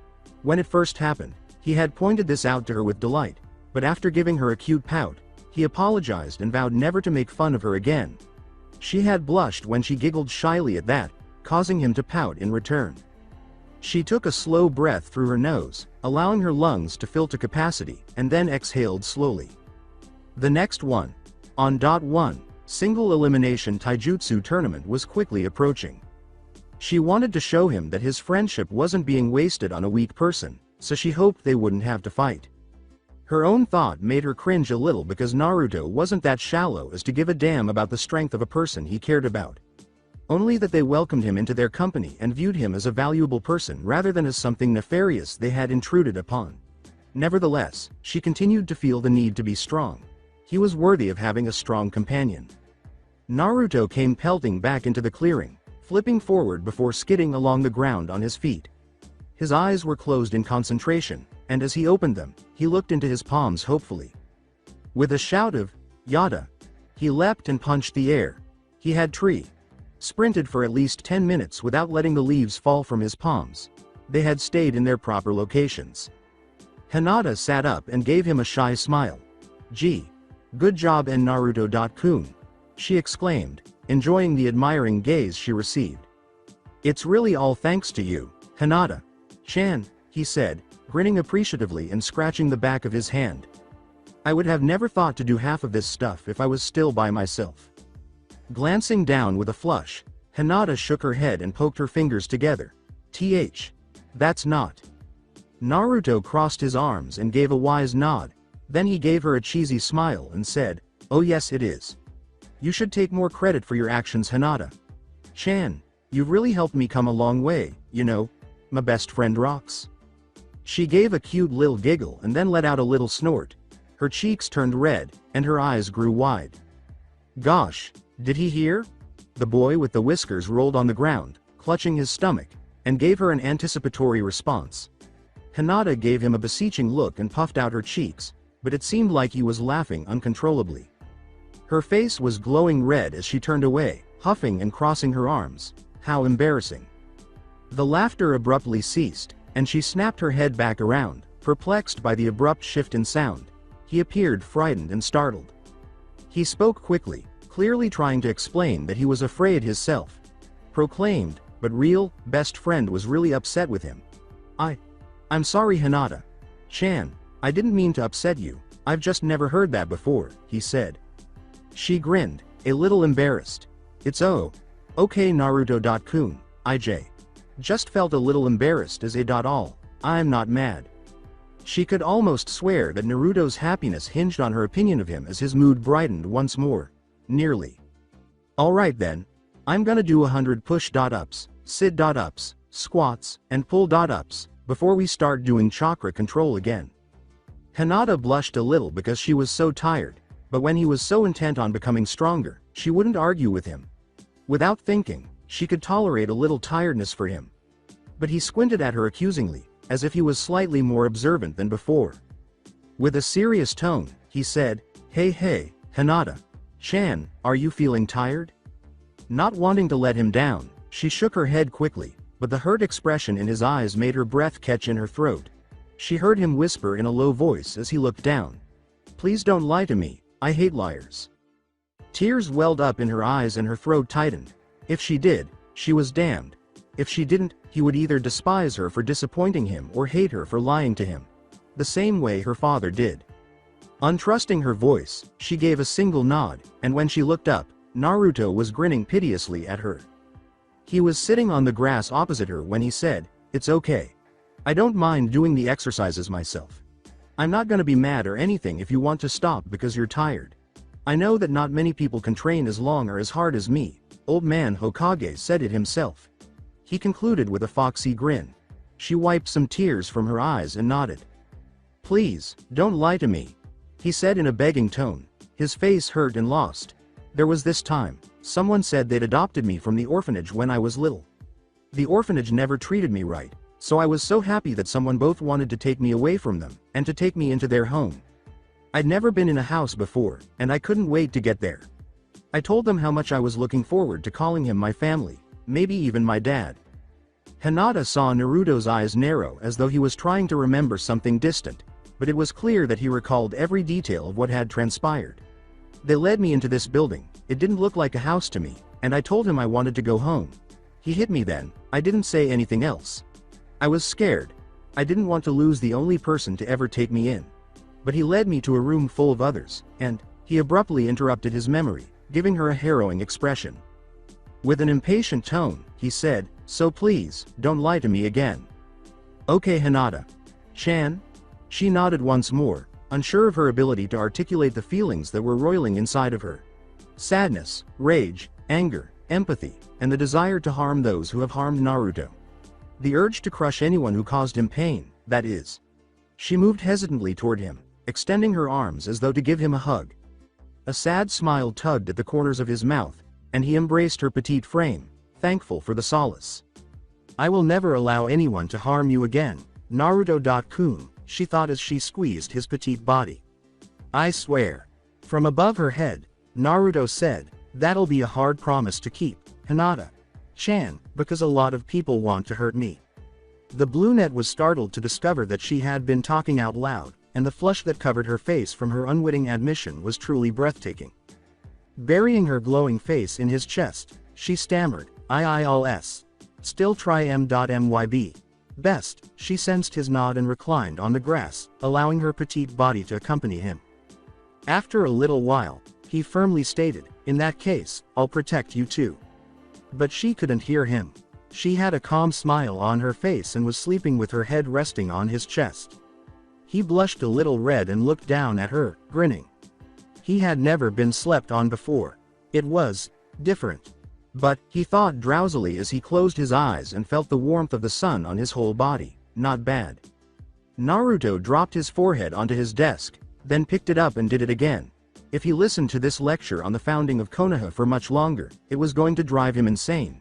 It had nothing to do with training. He let out a little whimper as a thin shoulder lightly brushed against his, expressing Hinata's unspoken plea for him to listen. She wanted to torture him, but why? It seemed to take a lot of effort for him to sit up straight after giving her a huge pout. Hinata gave him a sidelong glance while laughing.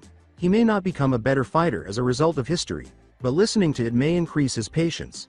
She wanted to teach him a little tact because she saw that he liked to rush into his fights. No matter how good he became, she couldn't let him charge a skilled shinobi and die from overconfidence. She couldn't put him at risk. On the understanding that they would train themselves, they were released early after the lecture. The two chose to remain on the academy's training grounds to make use of their extensive target range and practice sets of ninja tools rather than going to their usual location. They each snatched up some senbon and a set of shuriken and kunai. In fact, Naruto had proposed the latter as a component of his scheme. They would progress to the next set of weapons after mastering the first. After all, being able to pick up and toss anything discovered on the battlefield with lethal accuracy never hurt. Additionally, throwing the same weapon over and over again became monotonous. It was a welcome change of pace. With their eyes closed, Naruto and Hinata stood next to each other. Both of their eyes opened simultaneously, as if in response to a signal, and their kunai flew. Seeing the wide arc strike multiple targets close to dead center, Hinata threw 5 of them in one throw. Before they started to veer off course from the middle of the wooden targets, she started throwing with each hand alternately, hitting targets farther and farther away. This was her current kunai limit at the time, so she nodded to herself. Glancing at Naruto's targets, she saw that the blonde was doing the same workout as her. With only one fan throw veering to the outside edge of the bull's eye, his first attempt was largely accurate. During the last few months of their training, he had made significant progress. But further down range was a different matter. For roughly 25 meters, he had been hitting bull's eyes steadily, but after that, he began to slip. That was impressive, but it was nothing compared to her precision throwing of 40 meters. But he wouldn't be amenable to it. Gazing downrange at his clumsy aim, Naruto grimaced, "Man, you still out? Throw me easily, Hinata. Chan. I really need to work on these stupid things." "Why? You'll get better, Naruto-kun." She smiled slightly and spoke confidently. He threw it back with vigor, holding 4 shuriken in each hand. He aimed carefully and yelled, "I'm a lot better with these, you better be ready." Then, just as Hinata opened her mouth to answer in the affirmative, she heard a tiny clearing of the throat. The unfamiliar sound made Naruto's ears perk up, and both of them turned to face their onlooker. Sasuke stood with his hands in his pockets and his eyes fixed on the ground, looking irritated, and a little ashamed. While Hinata's eyes narrowed and her hold on her shuriken tightened, Naruto blinked, his face displaying a sort of surprise. Uncomfortably, Naruto asked, what's up, Sasuke?" Clearly perplexed by the Uchiha prodigy's visit. Sasuke's eyes darted to Hinata as he looked up at Naruto. When he noticed her menacing stare, he lowered his gaze once more. "Naruto," he began in a low voice, checking to see if anyone was watching. He inhaled deeply before glaring at him with conviction. "I just wanted to, well, I suppose," he said. "I talked to Itachi Nissan about what happened, and he said that you would make a good friend and rival, so I'm here to apologize for looking down on you before."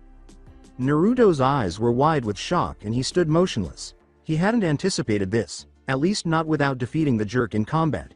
Nevertheless, a smile appeared on his face. Was he already making a new friend? He was being treated with unusual kindness by fate. Hinata's shocked expression soon blended with suspicion. His abrupt apology tensed her, as they had hardly spoken since the sparring tournament 4 months earlier. How many people, after all, had tried to manipulate Naruto into feeling secure before physically stabbing him in the back? Sasuke shuddered when he saw Hinata's icy gaze staring into his. His body showed vulnerability as he gazed at her pleadingly. Please, Hinata-san, I mean what I say. I look up to my big brother very much. He said that he's seen Naruto training and expects him to become a great shinobi one day, and urged me to set aside my grudge of you beating me as badly as you did.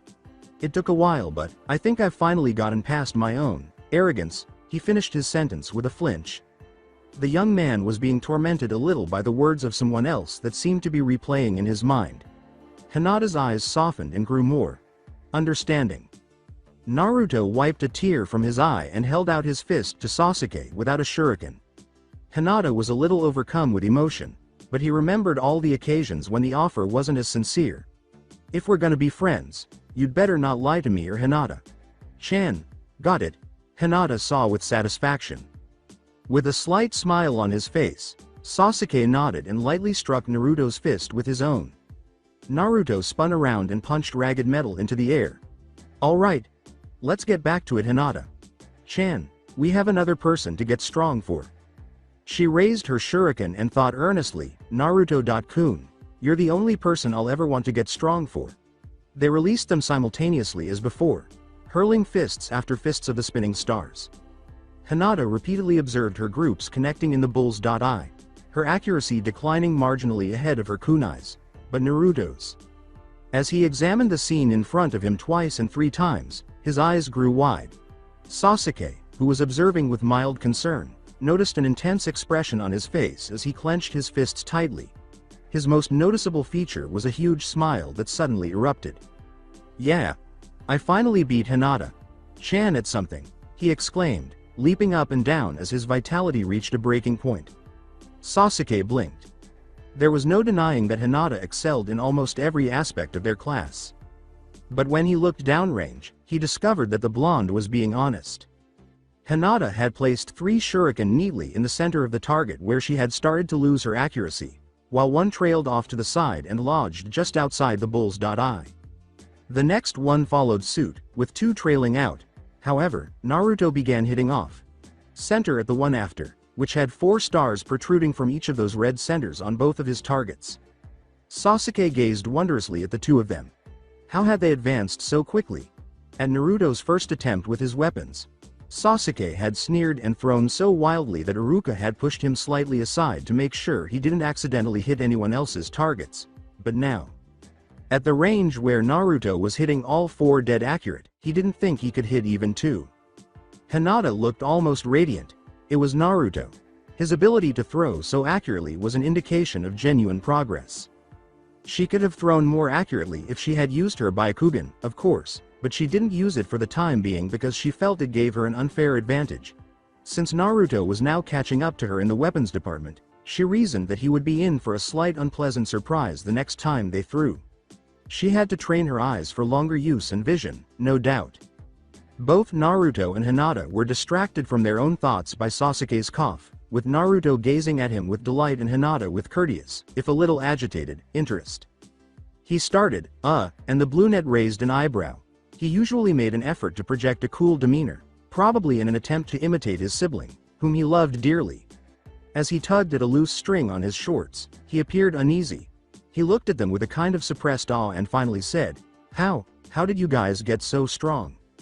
Naruto shrugged after blinking. He stated plainly, we train a lot.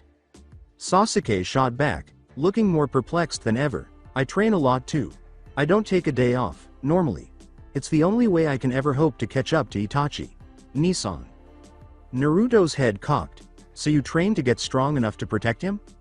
Sasuke's bewildered expression intensified. He doesn't need protecting, he's the strongest person I know. Naruto said with a serious expression on his face, well. He smiled at Sasuke and said, I want to get stronger to protect Hinata-chan, old man Hokage, Iruka, Sensei, and anyone else that becomes precious to me. I guess you fall into that category now too, huh? Sasuke continued to appear disoriented. You fight to protect your friends? Naruto looked at Hinata and nodded. Hinata looked at him sharply and opened her mouth to protest. but his genuine smile made her close it with a blush, looking down and pressing her fingers together. Especially Hinata. Chan.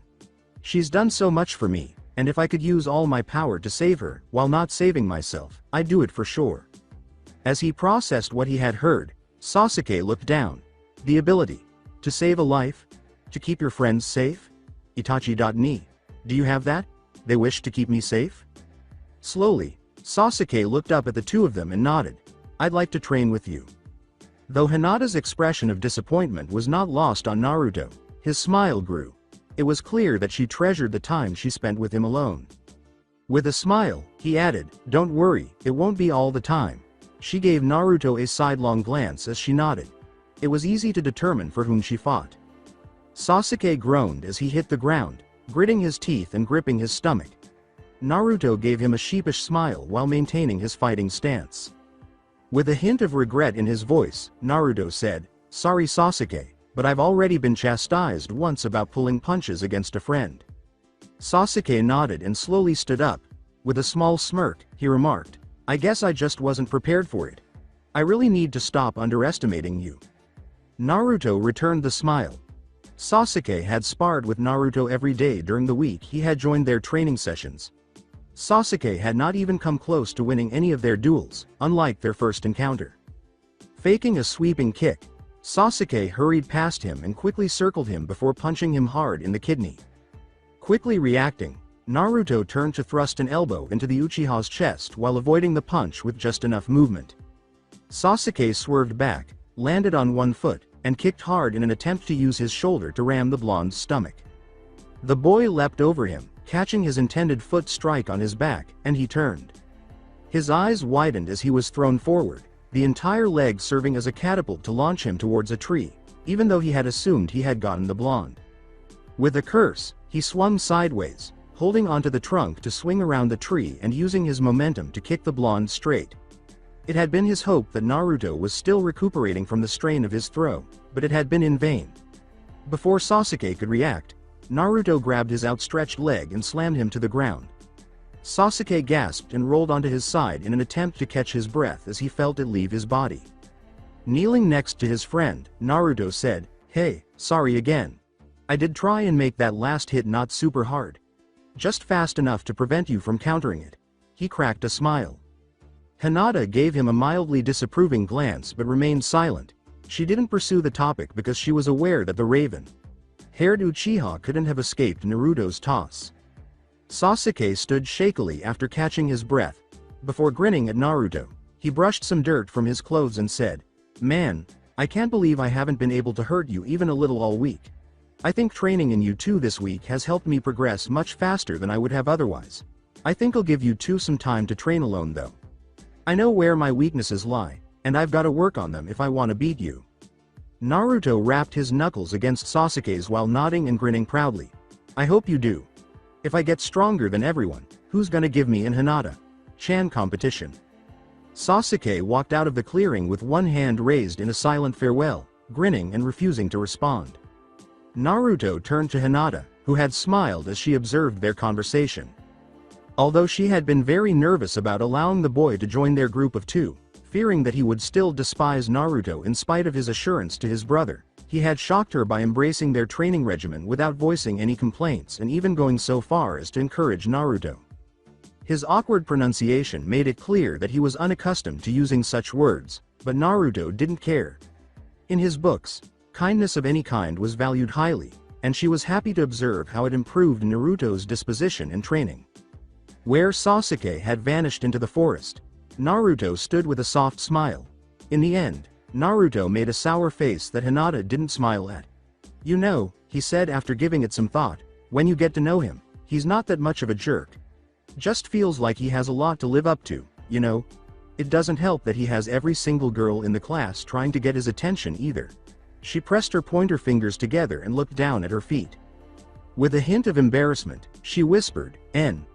Naruto.kun. Do you? D.douw. Wish they paid attention to why. Why.you instead?" She wanted to hear him say the words, but she knew, or believed, his response. Sometimes she might be self-centered, don't you think? He hesitated to respond, and her eyes darted to him in mild fear. Though she couldn't identify any of them, she could see a range of emotions in his eyes. He said, his face fixed in a lonely expression, "Well, if you would have asked me that when we first got to the academy, I would have said yes." Hinata detested that expression. He looked directly into her eyes and gave her a brilliant smile, saying simply, "But, I've got you." Her breath caught. Turning away from his now angry stare, she blurted out, I'm not worth much." He walked to her and put his hands firmly on her shoulders, saying angrily, "Never say that, Hinata. Chan. Ever. You're worth more than the whole of those stupid girls combined." The contact and the words that came out of his mouth made Hinata shudder. Did he think she was more valuable than a dozen other girls? Some were also far more attractive than she was.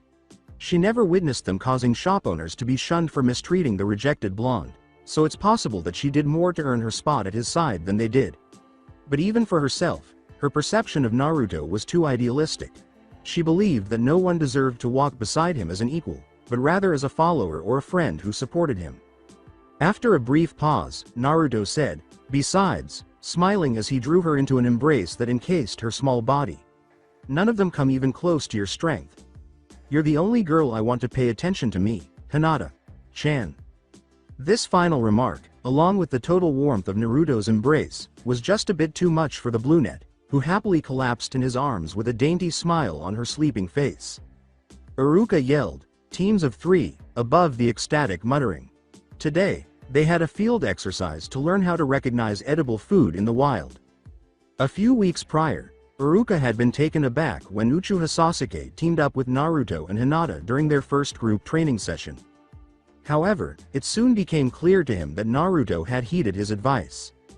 Being the young boy's mentor made him very happy, and he had liked watching the youngster open up to the two clan members.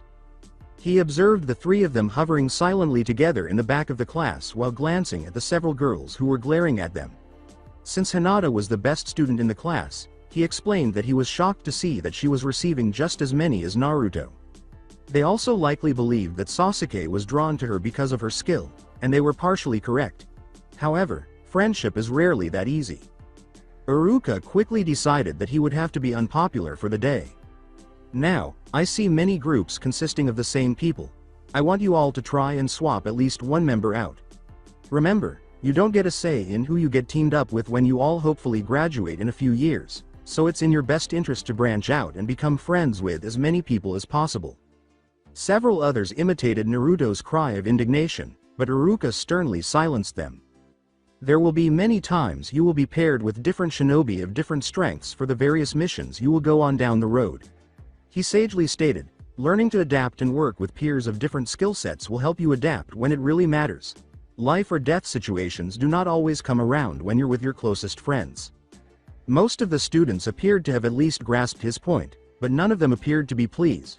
Many students started chatting among themselves, but nobody went to Naruto's group. Sasuke waved at them, looking annoyed, searching frantically for a group where no woman with a heart in her eyes was calling to him. Naruto moaned unintelligibly and lowered his head against the desk he was seated at. After such a successful start to the day, a random student was going to be added to their team and probably shunned the entire time. But to his astonishment, he noticed a young boy wearing sunglasses ascend to their table, his collar concealing the lower part of his face. His voice was stoic as he said, "Hello, Uzumaki-san, Hyuga-san. Would either of you mind my presence on your team for this exercise?" Naruto blinked. He sounded uncertain as he said, Not at all?" With her gaze fixed on the newcomers, Hinata shook her head as well. Shino, right?" Observing Hinata's overt stare-down, Shino nodded. "That is correct. Do not worry, I do not mean either of you ill will. I was, perhaps, wondering if you knew the reason everyone treats you with such hostility, Uzumaki-san." Naruto's expression was grim as he shook his head. "If I knew I'd try and do something to fix it, but I really don't. Trust me, I'd like to know too." After giving a nod, Shino turned abruptly to face Hinata. "Hyuga-san, I'd like you to understand that I bear Uzumaki-san no negative feelings. I understand why you are defensive, but I would like, if possible, for us all to get along." For another minute, Hinata gazed at the stoic boy, looking for any sign of dishonesty in his expression. She had long trained to read people's faces and emotions as a Hyuga, and particularly as the heiress to her clan. Despite having no master, she was able to accurately gauge people's moods and recognize the warning signs of dishonesty. Not sure about the whole thing, she nodded tightly when she saw none. They had hardly ever interacted with Shino before, just like Sasuke, and she was reluctant to embrace him. Shino silently acknowledged Hinata's reluctant acceptance into their group by pushing his glasses higher up the bridge of his nose. Excellent. Should we get going then? I believe we have a ways to walk to the actual site of our training. With an enthusiastic nod, Naruto lifted Hinata and he jumped up. Even though she was hesitant to stand, she did so as soon as the blonde touched her, blushing a little. She had to be concerned, even if Naruto wasn't. Enough for them both, in case he is harmed once more. All the way to their destination, which was the same training ground that Naruto referred to as his home away from home, he chattered excitedly. Shino had listened intently to the rambling, sharing his thoughts on a variety of topics when Naruto was forced to pause and catch his breath. Hinata had listened, but she made no comment. She was too preoccupied and struggling with herself. She ought to have faith in the person Naruto trusted. She should be more wary of people who claim to be friendly, though, because it had previously caused him pain. Which response was correct? All of the young students on the edge of the wood turned to watch Iruka as he cleared his throat loudly. Now, I want all the groups to fan out, and begin collecting various plants that you think can be used as food. I'll be monitoring and offering assistance if you need it, so there's no need to worry. Is everyone ready? The loud chorus of, "Yes, Sensei," caused him to clap his hands. All right then, off you go. When they arrived at the clearing where Naruto and Hinata trained together, Shino, Hinata, and Naruto all leapt in their direction, with the former sprawling out on the grass. Ah, this is great. Almost like we get to spend the school day at home, right Hinata? Chan? He laughed. Hinata nodded and grinned. Being in a familiar setting was pleasant.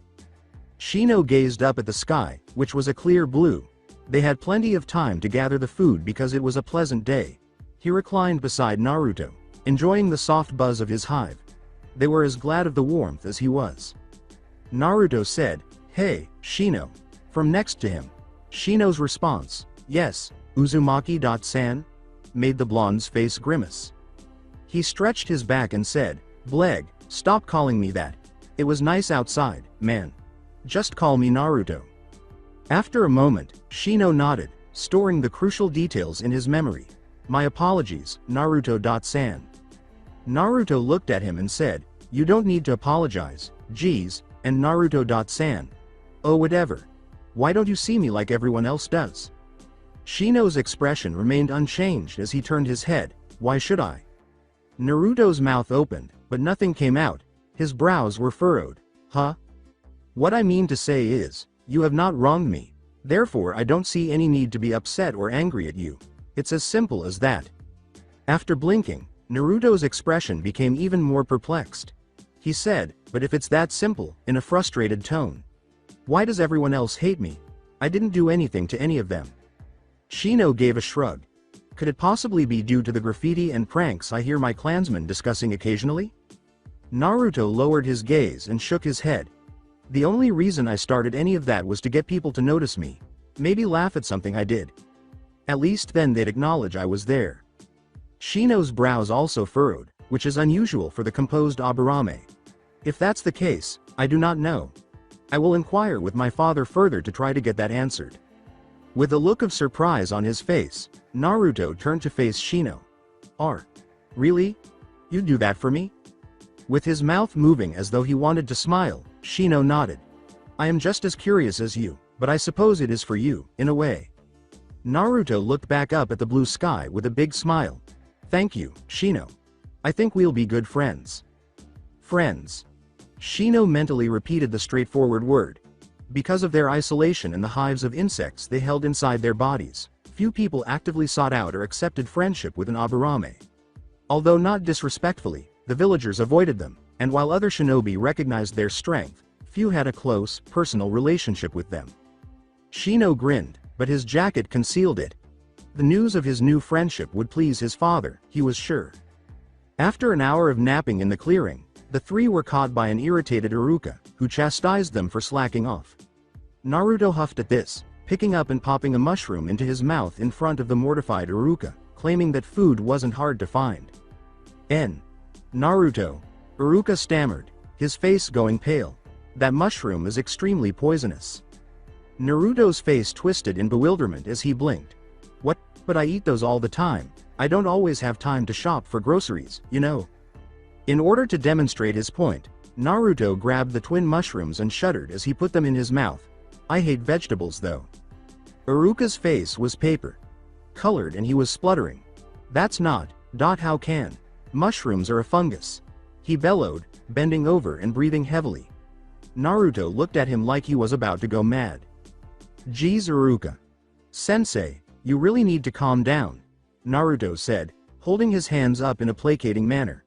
His sensei could get really worked up sometimes. Iruka took a closer look at Naruto, waiting to see the symptoms of these dangerous fungi. No swelling of the throat, no constricted airways, he's not dizzy, no bleeding from any orifices. Is he really immune to these things? He thought, looking bewildered. It seemed so, however, because Naruto stood staring at him, his hesitant look still in place. Well, Naruto. Iruka sighed. It looks like you have natural resistances to poison. I wouldn't urge you to try this on any other of the poisonous plants in the forest, but I've already eaten everything in here at least once. Naruto interrupted, placing his hands behind his head. Iruka blanched, bringing a hand to pinch the bridge of his nose. I'll need to let Hokage-sama know about this.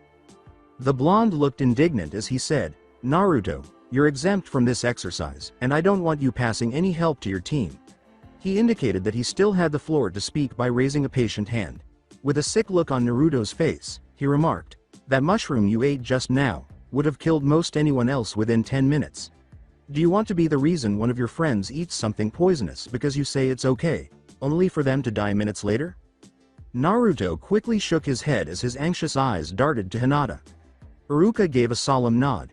His point had been understood. He turned to Hinata and Shino and said, Good. I want you to do some personal training then. Are you two fine to finish the exercise? He turned away when he saw that they both nodded. He jumped away and said, Great, I'll be back in 30 minutes to see how you're doing. After disappearing from view, he placed his hands inside a tiger seal and watched as a shadow clone came to life right in front of him. He leapt away in the direction of the Hokage Tower and said courteously, Watch over the students here, you already know where I'm going. And you're sure of this, Iruka? Sarutobi Hiruzen, the Sandaime Hokage, sat with a smoking pipe between his lips in his chair facing the village. The smoke calmed the elderly leader as it drifted languidly towards the ceiling.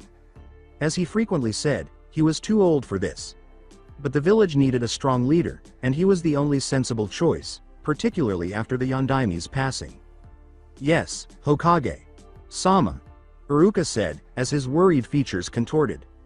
Like I said, I've noticed small cuts and bruises and whatnot healing at an accelerated rate, but thought nothing of it. This time though, it was apparent. The Kyuubi's chakra seems to be influencing Naruto's body, although it seems like it's only a ridiculous healing factor at this point. For him to be able to ingest the Shinigami mushroom itself though, he was shaking his head. Do you think Shinobi-made poison will have any effect? With the smoke swirling around his Hokage hat, Sarutobi paused to reflect. If it is a poison that targets chakras, I believe it might have some effect, he said thoughtfully, reading Iruka as if it were a book. As for those that directly target his biology, I think that the Kyuubi's chakra will eliminate the enzymes before they have a chance to damage his body's organs. It certainly seems like an advantage. After all, you didn't make it this far without developing your ability to read people. But alas, there is still the curse that comes with it. Iruka nodded, as if she had no idea how to start a new discussion. Using the occasion, Hiruzen inquired casually, How is Naruto-kun? I haven't seen much of him lately, he used to stop by quite often. In fact, this made Iruka smile. He's made several friends, Hokage-sama. Iruka said, clearly happy that he could report something that wasn't concerning. The elderly shinobi, who had seen them together multiple times, nodded at the first name. Hyuga Hinata, Uchiha Sasuke, and Aburame Shino. But he stiffened a little at the second name. The younger brother of Itachi? He inquired. his voice free of concern. Iruka gave a nod. The very same. I had suggested it to him, but I didn't actually imagine he's pull Sasuke out of his shell. He's pretty dedicated to catching up to his brother, but I don't think anyone can. Do you? Sharp recollections of the most recent covert meeting replayed in his mind. Sarutobi shook his head. Iruka gave him a startled look when he said bluntly, I would be hard pressed to keep up with him. I think Kakashi would have equal trouble with him, but might be a bit more adept at it than I, due to his Sharingan. At that, Iruka nodded. Itachi broke the record that Kakashi had previously held for being the youngest person to become an Anbu captain. He was unable to predict which of the two would have prevailed in a fight because they were both exceptionally strong ninja. Meanwhile, Hiruzen had his own unsettling ideas. He thought sadly, the peace talks aren't going as well as I'd hoped. Making decisions that would hurt and shun those who didn't deserve it was sometimes the most difficult aspect of managing a village. Itachi. Being forced to spy on your own family. Hopefully this can be resolved soon. Naruto remained motionless, his expression the epitome of focus. It had to, it would work this time. This one chance at success was all that mattered. He thought, breathing slowly, focus. His heart rate decreased just enough to allow him to feel somewhat at ease about the circumstances. He slammed his hands into the tiger seal, gritted his teeth, and then... Bunshin no Jutsu. Poof. He was confronted by a white, extremely papery Naruto that appeared to have been drawn by a 4-year-old. It attempted to lift its fragile arms before slowly falling back. Naruto's eyebrow twitched as he stared at the spot where it had vanished after it hit the ground and vanished with a pathetic puff of smoke. Well, at least I could tell it was you, moron. Sasuke smirked as he said this in jest. But it wasn't successful.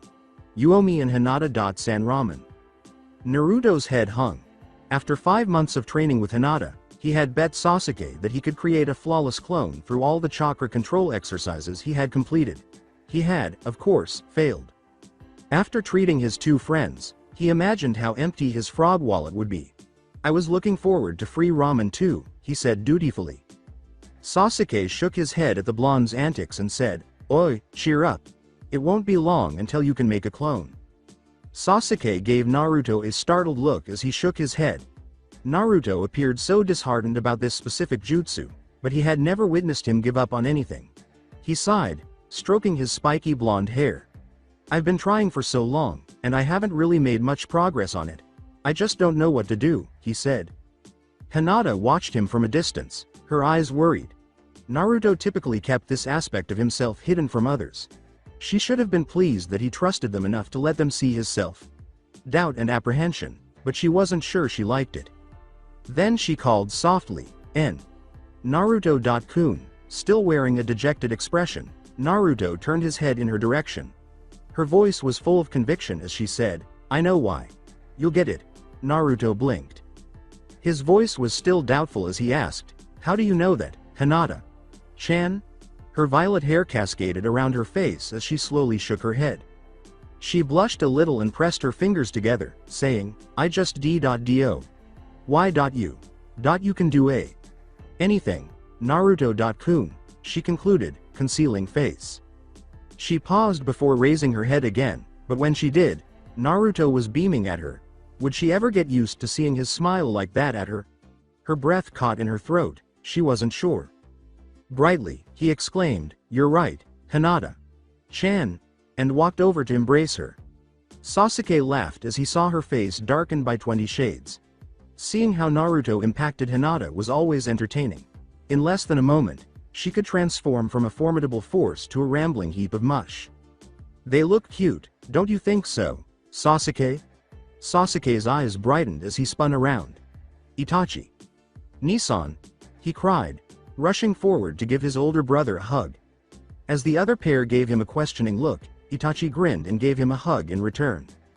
With a smile on his face, Itachi remarked, You must be Naruto.kun. And you, Hinata.san. They both nodded, and Naruto stepped forward. You're Sasuke's older brother? He inquired, his eyes glowing. I heard you were really strong, you know? Itachi shrugged, his eyes sparkling with amusement.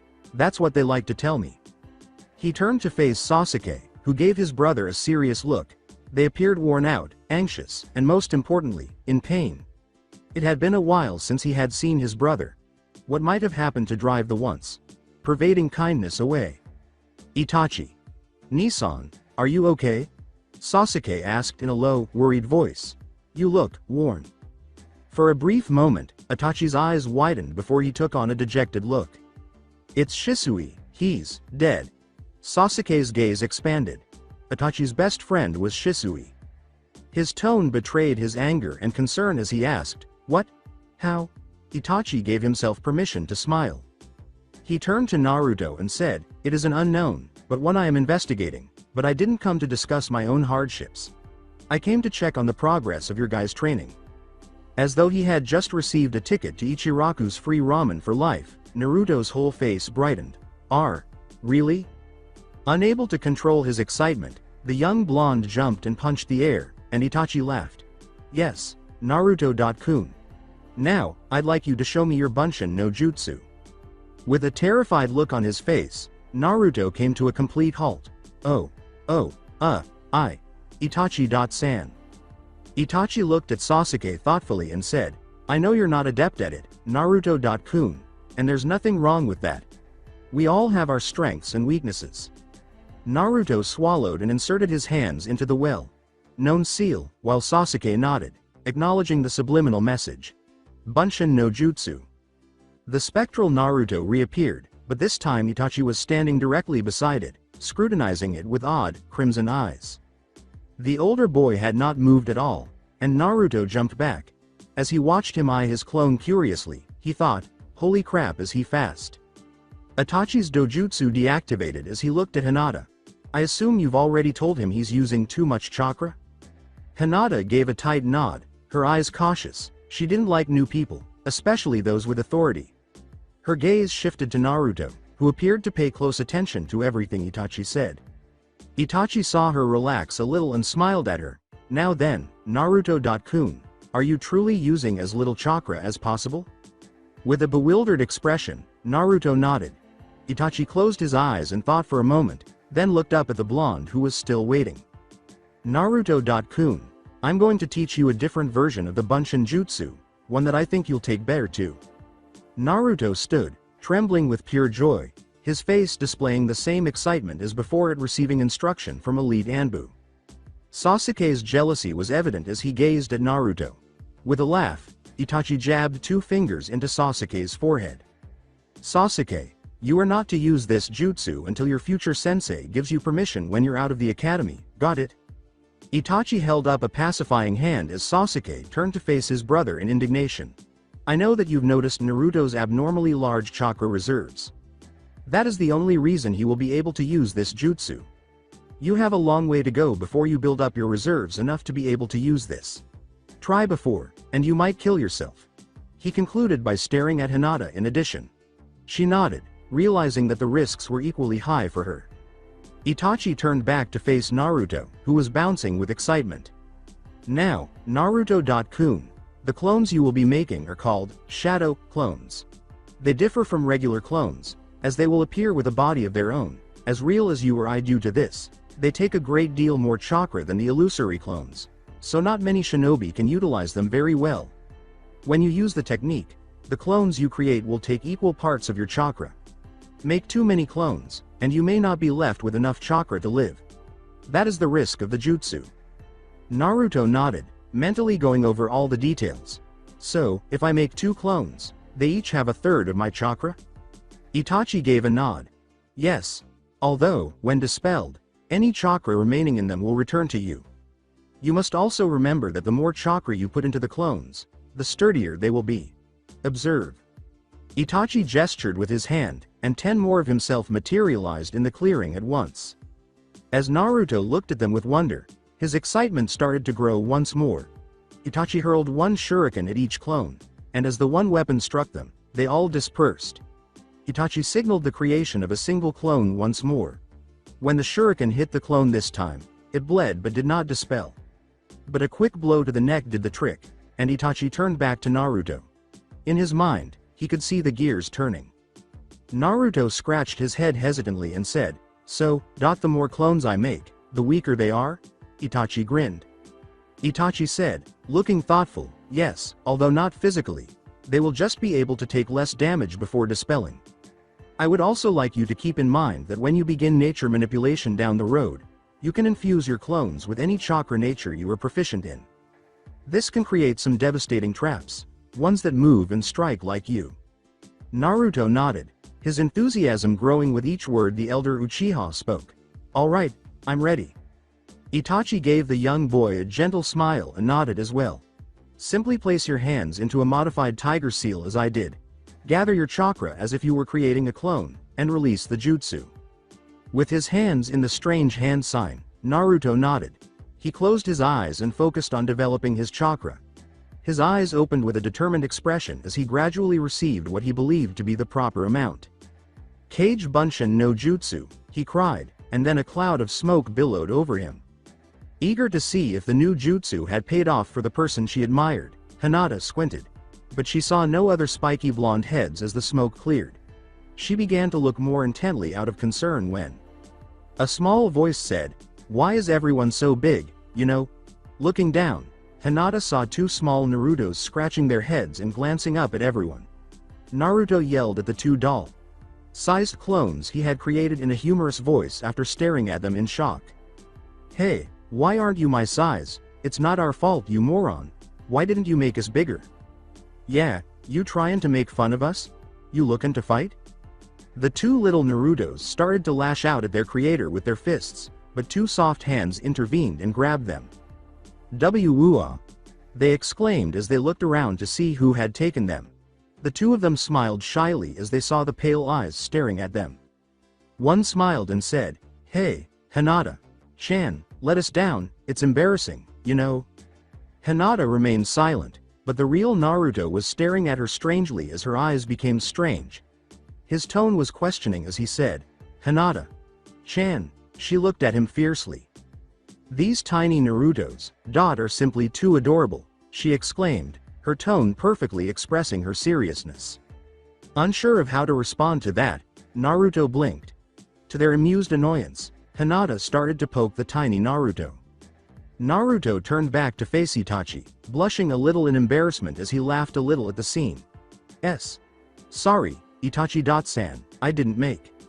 Itachi said gravely, "You did well, Naruto-kun." Naruto's expression twisted into one of bewilderment.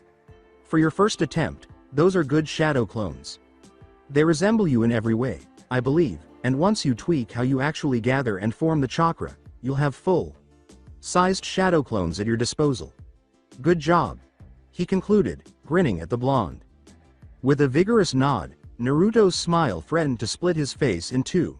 He finished by jumping forward to give Itachi a middle embrace. "Thank you, Itachi-san. Thank you, thank you, thank you, thank you, thank you," he exclaimed. After chuckling once more and patting the blonde's head, Itachi pulled Naruto away from his waist. Grinning at the three, Itachi said, "All of you, keep training hard. Konoha will always be a target to those jealous of our peace and prosperity. It will need strong shinobi to protect it, and you three must contribute to that strength." They all nodded, and Itachi bounded away, his innermost thoughts far more sinister than his exterior appearance. Even people in the village will continue to target Konoha. "Sasuke, you need to grow strong, so that someday, you can avenge our parents and our clan." Sasuke sighed as he watched his brother leap off. "Man, Itachi. Nissan barely teaches me any new jutsu. What makes you so special?" he commented to Naruto, smiling as he did so. Naruto smiled back, but didn't speak. He went back to trying to create more shadow clones, and before he knew it, Hinata was now managing a small pile of different sized, but all miniature, Narutos. Sasuke shook his head, bid farewell to his friends, and made his way home. The next few days were uneventful for the young shinobi attending the academy. Naruto had gotten his shadow clones to reach half his height now, and was slowly growing them by manipulating how he formed his chakra. Hinata was running 20+ kilometers a day to assist in training her endurance, and Sasuke was working on both his physical speed and expanding his chakra reserves. After a particularly grueling training session, Sasuke lay on the ground panting, having performed 5 complete fire release. Great fireballs in a row. His previous limit had been 3, with a meager fourth one, so his completion of 5 seemed a very large success. Sasuke-san, Hinata chastised, helping him to his feet. You really shouldn't work yourself into the ground. You'll get hurt, and then Naruto-kun will get worried. Sasuke grimaced, trying to hold himself up, and failing to do so. He leaned on Hinata's shoulder, giving her an apologetic look. As if on cue, Naruto walked into the clearing with a clone 3/4 of his size trotting after him, looking just as enthused. Hey guys. Look at how big they're. Sasuke. Are you alright? Naruto asked, the clone dispelling. Sasuke nodded, giving the blonde a smirk. Of course, just used a bit too much chakra. I'm gonna head home and get some rest, we've been at it for hours out here. Naruto blinked, looking to the sky. It was already night, he hadn't realized it with how absorbed he was in mastering his jutsu. Oh man, you're right. Naruto said, a look of chagrin on his face. Crap, I just remembered that I told Iruka Sensei I'd meet him for ramen. Go. Naruto-kun. Hinata said, smiling at him. Naruto looked up, reluctance in his eyes, but she shook her head. It's okay. Naruto-kun. I'll help him back to his compound, you go EW. With Iruka Sensei. Naruto furrowed his brows, but reluctantly nodded.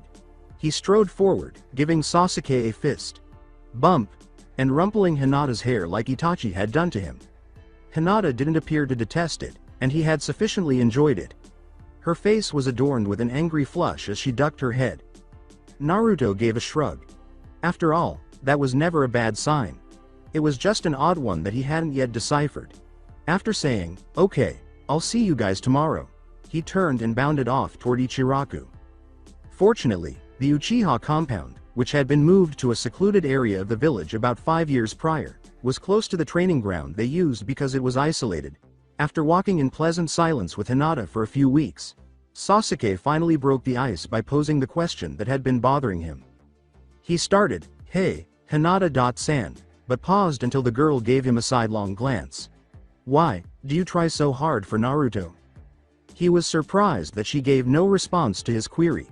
Sasuke was about to assume she would dismiss his question when she started talking, but then her gaze returned to the path ahead. Softly but firmly, she stated, Naruto is the kindest, most determined person I know. Sasuke looked at her and noticed the expression she frequently took when the young woman with the blonde hair was around. She grinned, but it didn't seem to reach her eyes. He never gives up, ever. You know he saved me, once. There were these boys, who were picking on me because of my family. I was weak back then, I still think I am now. But then especially so. They were about to beat me up a little, I think, when Naruto came to my rescue. He didn't even know me, but he challenged them, and got beat up for it. Her eyes narrowed, the corners slightly moistened with irate tears, as Sasuke watched. She blushed slightly, almost revealing that she had become a stalker. They left him lying there, and I wanted to help him. My caretaker, Ko, refused to let me. I started seeing him more. The villagers treat him terribly. It makes me angry every time I see it, but he never gave up. No matter who walks over him, or insults him, he yells right back and keeps his smile on his face. Sasuke slowly nodded as he processed the details about his new acquaintance. I've noticed you're protective of him. Why is that, if he's never going to give up? Sasuke saw her expression change to one of agony. She gave him a sidelong glance while biting her lip. She looked down, shedding a few tears as she said, I saw something. A group of people. They hurt him, really bad. She dared Sasuke to comment as she wiped at her eyes with her other arm and said, I thought he was dead, but then I saw him again, a short time later, and he was just as he always was, he didn't. After that, I made a promise to myself that I would do everything I could to protect Naruto-kun, no matter what. Sasuke kept quiet as he considered all that the brunette had said.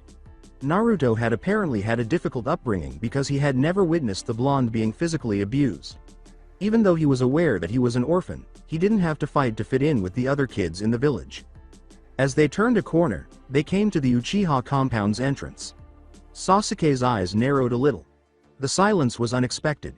Since their compound was so remote, there were no actual dangers lurking in the night, unlike other times when there were at least a few children out having fun. Hinata, something's wrong, Sasuke muttered, pulling his arm back to himself and sagging forward a little. His body ached.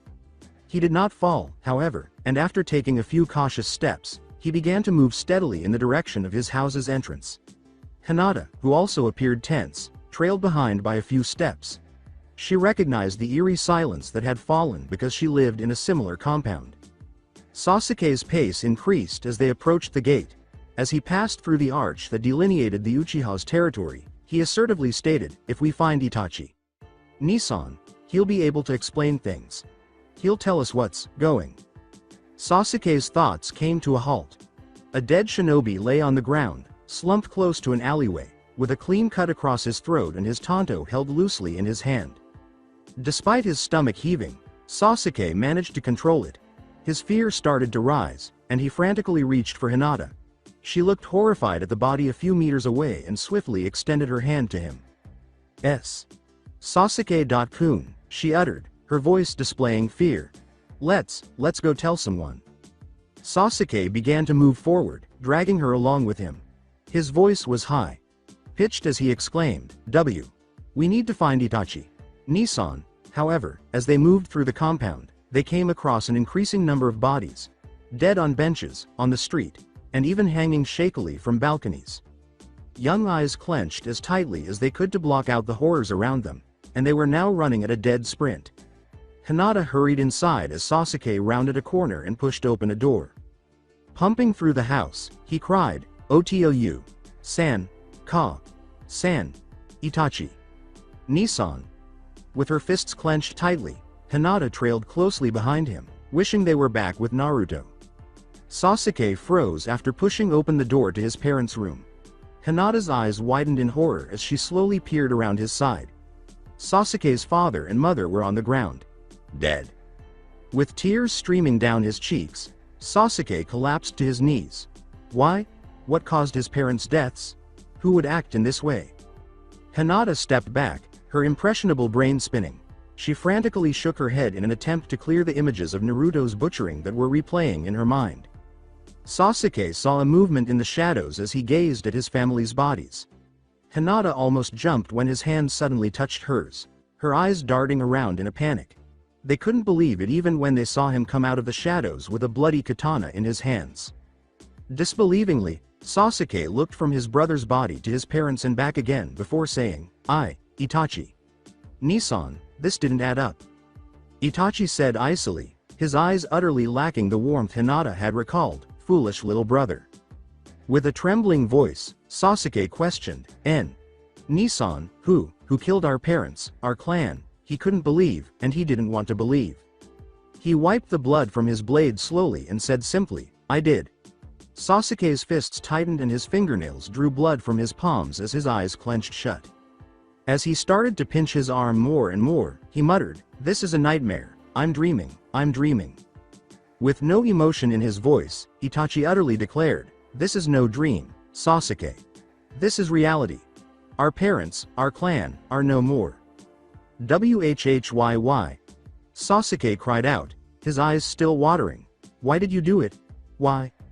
Itachi cocked his head, seemingly perplexed by the inquiry. "Why, to test my strength, of course." Sasuke's eyes stopped crying as they widened in surprise and disbelief. What? Hinata also had wide eyes. To see how strong he is. He killed them all to see how strong he was. "Foolish little brother." Itachi said again, "Everyone is always telling me what a genius I am, how I could be the most powerful Uchiha to appear in generations. What good are words? I needed proof. So I decided to wipe out our clan, with these eyes." He concluded by activating his Sharingan. As the three tomo that made up his Sharingan twisted into the shape of a shuriken, Sasuke and Hinata looked on in shock. Unsteadily, Sasuke stood up and backed away toward the door. Hinata, who was right behind him, also took a step back. He would kill them, so they had to leave. Sasuke paused before asking, What is that? That's not a regular Sharingan." Itachi sheathed his sword and declared, "This is the evolution of the Sharingan. It is powerful." Sasuke appeared on the verge of vomiting. You murdered our family, to test your eyes? Itachi. Itachi appeared in front of them immediately, his fists buried in their stomachs. Both Sasuke and Hinata fell to their knees, coughing up the air as it left them. They clutched their stomachs as they fell to the ground. "You two are too weak. I don't need to compare myself to people like you," he said indifferently. Sasuke heard him walk out of the room, through his family's home, and out the door. With the exception of Sasuke's soft sobs, everything fell silent. Hinata took deep breaths and slowly pushed herself to her knees. Pulling on Sasuke's arm, she turned away from the two corpses. Sasuke.kun, we need to go, she pleaded, her voice filled with fear and panic. Before the elite Uchiha changed his mind and decided not to kill them, they had to depart. Sasuke knew they were in danger, didn't he? She retreated from the unrestrained rage that arose on Sasuke's face as it met hers. "Itachi ai!" he yelled, hurling himself at the door and running in the direction of his deceased brother. Hinata trailed behind, begging Sasuke to go, but he refused to listen. He saw his brother strolling almost casually down the street. As he whipped a handful of shuriken from his holster, which was still fastened to his waist from his previous training, Sasuke felt his rage flare. As if they were thrown softly at him, he whipped them at terrifying speeds in the direction of Itachi, who instantly spun around and caught them all out of the air. With haste, Sasuke lunged forward to strike his brother's torso. As they collapsed into a heap together, Itachi effortlessly caught the fist, swung him in a circle, and threw him in Hinata's direction. Sasuke gritted his teeth because he was angry by the mantra, "Foolish little brother. Did you think you really had a chance as you are now? Here, let me show the both of you our difference in powers." They both looked up into Itachi's eyes, and before they knew what they had done, they were plummeting into pitch black abysses and vanishing into emptiness. Panicked, Sasuke pushed himself to his knees and looked around. Where had he gone? Itachi was where? Two figures kneeling in the middle of a room caught his attention. He narrowed his eyes. "2.san? Ka.san?"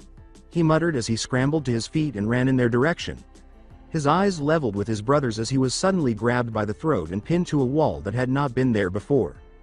The words, "Welcome, foolish little brother," came out of Itachi's hollow throat. "To Tsukiyomi." When Sasuke felt a blade pierce his shoulder, he writhed, attempting to break free from his brother's hold. When another one was pushed into his other shoulder, pinning him to the wall, he gasped, screamed in agony, and almost passed out. As he watched, Itachi drew another sword and lowered it to his father's throat as he strode behind their parents. Before slashing, Itachi stated in a detached tone, "Time passes here much slower than that of the real world." As his father fell to the ground, dead, blood streaming from his cut throat, Sasuke screamed. As Itachi lowered the blade's point to meet his mother's heart, hot tears ran down Sasuke's cheeks. Itachi calmly remarked, "While an entire day passes in here, only a second passes in reality." He then stabbed the woman who had raised Sasuke since his birth. Even though Sasuke's throat was starting to hurt, he continued to scream. His heart ached, and the pain in his shoulders seemed insignificant in comparison. The very brother he had admired was forcing him to witness the murder of his parents in front of him. When he opened his eyes, he saw his parents kneeling peacefully on the floor once more, with not a drop of blood visible. He had clenched his eyes shut, wishing the whole thing away. When he saw Itachi calmly observing him with his sword still in hand, his eyes widened. Itachi leaned into the blade and slowly pushed it through his father's chest, saying, "I control everything that happens in here." Sasuke silently watched in horror as his father choked on his own blood and collapsed onto his side, his crimson life fluid spilling onto the ground from his still open mouth. "You will endure the sight of our pitiful parents dying, again and again, for 72 hours. As Sasuke watched Itachi impale their mother on his blade once more, her anguished eyes looking to him for support, he felt sobs tearing through his body. He would be haunted by that look for years. With her Byakugan flaring, Hinata staggered backwards. Where had she gone? Nothing was visible to her, just pitch blackness. Wait. She began to run. There was Naruto, sprinting in her direction, his face displaying worry. He was almost there when he extended his hand to her. He glanced down at his chest as his eyes grew wide. As Hinata followed his eyes, she was horrified to see that a blade had appeared where his heart should have been, and blood was streaming from the wound. He looked into her eyes with a startled, distressed expression. He muttered, "Hi, Nada-chan," before the light disappeared from his azure eyes. Hinata felt her own body shatter. No way could Naruto be dead. No way was possible. It was a dream. It wasn't real. It threw her, and she felt her head snap back, sending her flying into a tree. She slid to the bottom, her vision blurring as her back hit it hard. "Welcome, young Hyuga, to Tsukiyomi." She found it difficult to concentrate on the man in front of her, and before she could react, the tree's roots wrapped themselves around her and secured her to the enormous trunk. When she froze, she started to struggle against the bindings, unable to move. "Hinata-chan." Wincing as it fell to her side, she fixed her gaze on an orange blob that was rapidly approaching. Naruto-kun. She muttered to herself. The blonde put his hand on her cheek and nodded tensely, as though in a dream. With rage in his eyes, the boy asked, "Did he hurt you, Hinata-chan?" With tears streaming down her face, Hinata shook her head. "I thought, thought you were, d. Naruto smiled confidently and said, "I'm right here, Hinata-chan." Hinata's optimism increased. She would be saved by Naruto. Not until he achieved his goals did he give up. Naruto looked in Itachi's direction. Swiftly approaching the older boy, he said, "You'll pay for what you did to Hinata-chan." He tried to hit Itachi with all of his speed and agility, throwing a vicious right hook and then a backward roundhouse. Hinata realized right away that it was pointless, but Itachi slammed his katana into Naruto's throat before she could shout for him to flee. His eyes turned wildly to hers, and Hinata's eyes widened as blood started to trickle from his mouth. He gurgled, rolling his eyes into the back of his head, "Ada-chan, run." As his lifeless body fell to the floor, she let out a scream. "In this world," Itachi replied sternly, "you will experience the greatest pain you can imagine, for 72 hours. Hinata hardly paid attention to what he said. She couldn't do anything to help Naruto, who was dead in front of her. Was all the time and effort she spent training to become stronger for him in vain? From the useless heiress to the independent princess, all the accolades she'd managed to garner from her clan? Hinata. With tears in her eyes, she turned to see Naruto running toward her, unharmed, his blue eyes blazing. Hinata cried out, "No!" as she struggled in vain to break free from her restraints. "Naruto-kun, run! He'll kill you, Naruto-kun, run away!"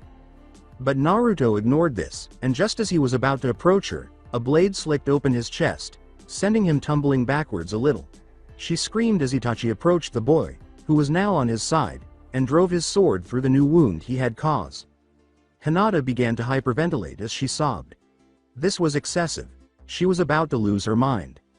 Abruptly, the darkness vanished, as did the dead Narutos surrounding her, in the midst of what appeared to be the 50th Naruto being killed in front of her eyes. For one agonizing second, the Uchiha compound came into focus, and then she fainted. Itachi grimaced, clutching his head and turning off his dojutsu. Heartbroken, he watched as Sasuke collapsed on the ground beside his friend. With his eyes pounding, Itachi reflected, "It seems beyond my ability to perform the full Tsukiyomi on two at once. It had only taken half as long as it ought to have. However, I believe I reached Sasuke. Young brother, I hope you have the strength to murder me and atone for my transgression." Itachi leapt for the Hokage tower, to tell the Sandaime what he had done. Danzo, a member of his council, had given them the order instead of him. But it would still be necessary to inform him, and warned that Sasuke would return if anyone were to hurt him.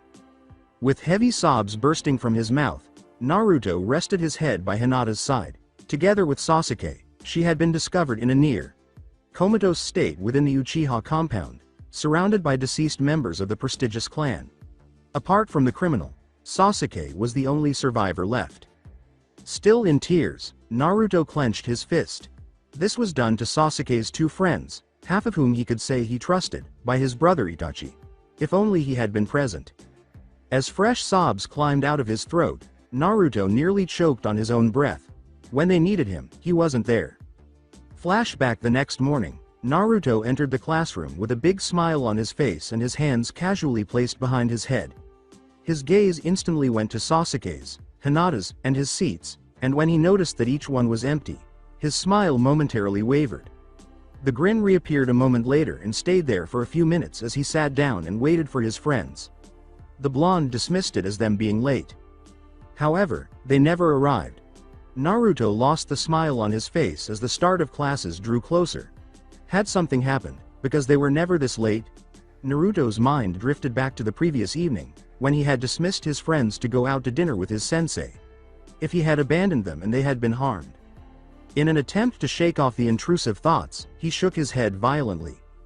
The only person Naruto confided in openly as a child was the third Hokage, who constantly reprimanded him for that kind of negativity.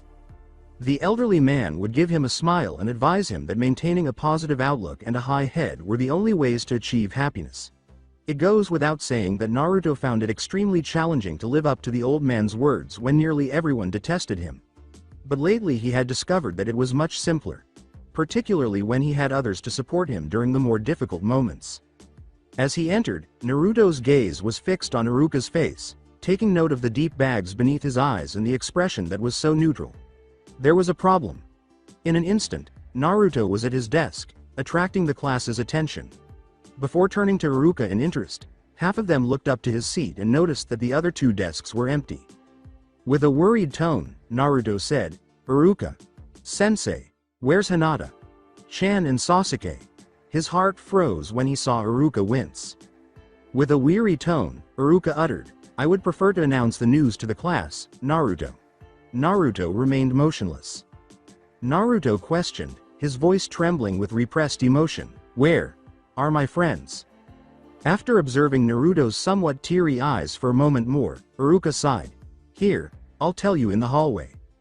A tense looking Iruka led Naruto into the wall while the other students watched. Iruka's soft murmur coming through the wall as he spoke to Naruto was the only sound audible for several minutes. A few people screamed as the door suddenly flew out of its frame. The window was shattered as an orange blur shot across the room and out of it. Some of the students were standing, staring at the empty doorframe with a defeated expression on their faces as Iruka slowly made his way through it. Kiba questioned, "Iruka. Sensei. What's going on?" as his dog yipped in agreement. Iruka sighed after turning to face the rest of the class, who all appeared perplexed and anxious. It was amazing at times to have so many young brains to instruct. They were able to develop, mature, and fortify their relationships with one another. However, there was a drawback. It was sometimes necessary to break their spirits by delivering news that they were unable to understand and then watching as they struggled to understand it, unaware that they were nearly unable to do so without witnessing the evils that senior shinobi are accustomed to seeing. Iruka started to inform the class, with a heavy heart, that the Uchiha clan had vanished and that a new S-ranked missing nin from their village had been found. Final flashback tears streaked Naruto's whiskered cheeks as he held Hinata's hand tightly. He was crying no more, and all that appeared to be in front of him was a vast darkness. When they woke up, how would they respond? When they needed protection, he wasn't there, he had abandoned them. Unaware of the brunette's other hand twitching, Naruto felt his own hand fall to Hinata's thigh, broken. They would undoubtedly despise him. Why wouldn't they? He let them down. He didn't fulfill his promise to keep them safe. With a sick sense of humor, he reflected on how content he had been during the brief months he had spent with Sasuke and the 6 months he had spent with Hinata. Naturally, it was too good to be true. Eventually he was going to screw it up. The villagers were correct. He wasn't worthy of love, happiness, or anything else. A hard hand struck Naruto's cheek, knocking him off his seat and causing him to fall backwards. He cautiously lifted a hand to his face, his eyes tentatively rising to meet his best friend's irate eyes. His eyes instantly strayed to the ground, and new tears managed to well up in his parched eyes. Hi.Hinata.ch. No, Hinata. S. Sama. I'm so sorry that I failed you, Hinata's voice, oddly distant, came, Naruto.kun. Shut up. Her words caused Naruto's heart to tighten, and he let out a particularly vile sob. He started for the door and turned around, wiping at his eyes. It was pathetic to cry in front of her, and it would likely only make her even more irate. Where are you going? He turned his terrified gaze to the bed where Hinata was lying and froze. He was afraid to meet her eyes. Away from you, Hinata. Sama, so that I don't. Stop that. Naruto lifted his puffy, red eyes to meet Hinata's. She had no anger or hate on her face. Neither happiness nor anything else was contained within it. It felt a little empty. Huh? He exclaimed as he wiped his eyes once more. She blinked at him and said plainly, I liked Chan better. Confusion pushing melancholy to the back of his mind, Naruto blinked back. Naruto kicked the ground angrily and said, I shouldn't get to call you that, I don't deserve to. With a frown on her face, she repeated, shut up. When Naruto didn't answer, she went on, and never again let me hear you say the villagers are correct about anything. They're all awful, and one day I'll hold them accountable. Once more, Naruto's eyes widened as they met hers. Had he been speaking aloud? And why? Why do you stand up for me? I failed you. I failed Sasuke, he said, his voice rapidly growing frantic. He swayed and then slumped back onto the floor, leaning against the wall. I should have been able to protect my precious people, he said, adding, I went to a stupid dinner instead of staying with you, so I should have been there, I should have. Come here. The faintest trace of a blush appeared on Hinata's cheeks as she gestured to him, and Naruto shifted to his feet, the ghost of a smile playing at his features. That blush was familiar. He crept into the bed next to Hinata and gave her a tight hug, but she didn't immediately return the hug because she was surprised that the boy had been so brave with her. After all, she had only meant to get him back into his seat next to her. Instead, she slowly sank into it, letting the walls she had unwittingly built in her sleep come down a bit because this was Naruto, after all, and she could confide anything to him. The tips of her ears turned slightly pink, and Naruto backed away to see a slight flush play on her face, which vanished as he reflected on how he had let her down. Hinata. Chan, he started again, his voice tinged with embarrassment, and almost instantly, Hinata pressed her face deeper into his chest while frantically shaking her head. Being so close to the people she admired, she started to stutter again as she said, No, Naruto-kun, it's not your fault. And fuck the villagers, she said, pausing briefly to glance up at him before resting her forehead against his chest. I swear, neither Sasuke-san nor I are upset with you. Hearing her openly curse them made Naruto's mouth drop. He had started to adopt her language because it was the only way he interacted with most of Konoha's population, but the Sandaime had taught him that it was impolite to use such language around women with children. The brunette blushed as Naruto began to laugh and slammed her face against his chest. He squeezed her and whispered, You're really awesome, Hinata. Chan. And I know you say you're not mad, but I promise to make this up to you. Hinata pursed her lips but remained silent, nodding into his warm body. She knew that resisting would not be beneficial because Naruto's nature would not allow him to accept the situation as it was. He would always place some degree of blame on himself, and she would only need to convince him that she was okay, which she was for the most part. Unbeknownst to Naruto, her eyes darkened. She wasn't sure how she felt. On the one hand, she could have accepted that everything she had witnessed was a delusion. Itachi had informed her that his Tsukiyomi would last for 72 hours, but that didn't seem like it would. Something must have happened. She buried her face flush against Naruto's chest, but only to conceal her still, distant eyes. Although Naruto was right in front of her, Itachi's seeming ease of killing him repeatedly made her realize that there were much stronger people than them everywhere. She had been on a sort of high, training with Naruto day in and day out, enjoying the strength he was gaining and the confidence he gave her, feeling as though they could take on the world, him leading the charge while she protected his back at every turn. However, her encounter with Itachi had brought her back to reality, and she now knew that her previous way of thinking was dangerous, not only to her, but also to her Naruto-kun. If he became overconfident, too sure of himself against an unknown opponent. Not noticing the gentle shakes she was getting, she held on to his shirt tightly. It had been painful to watch him die so many times in front of her, each more brutal and emotionally devastating than the last, and she never wanted to see his blood stain her or the ground again. She shuddered as she recalled the few occasions when Itachi had dismembered her Naruto-kun within inches of her face, leaving him on the ground, pale, wide-eyed, and empty-eyed. Hinata. Chan.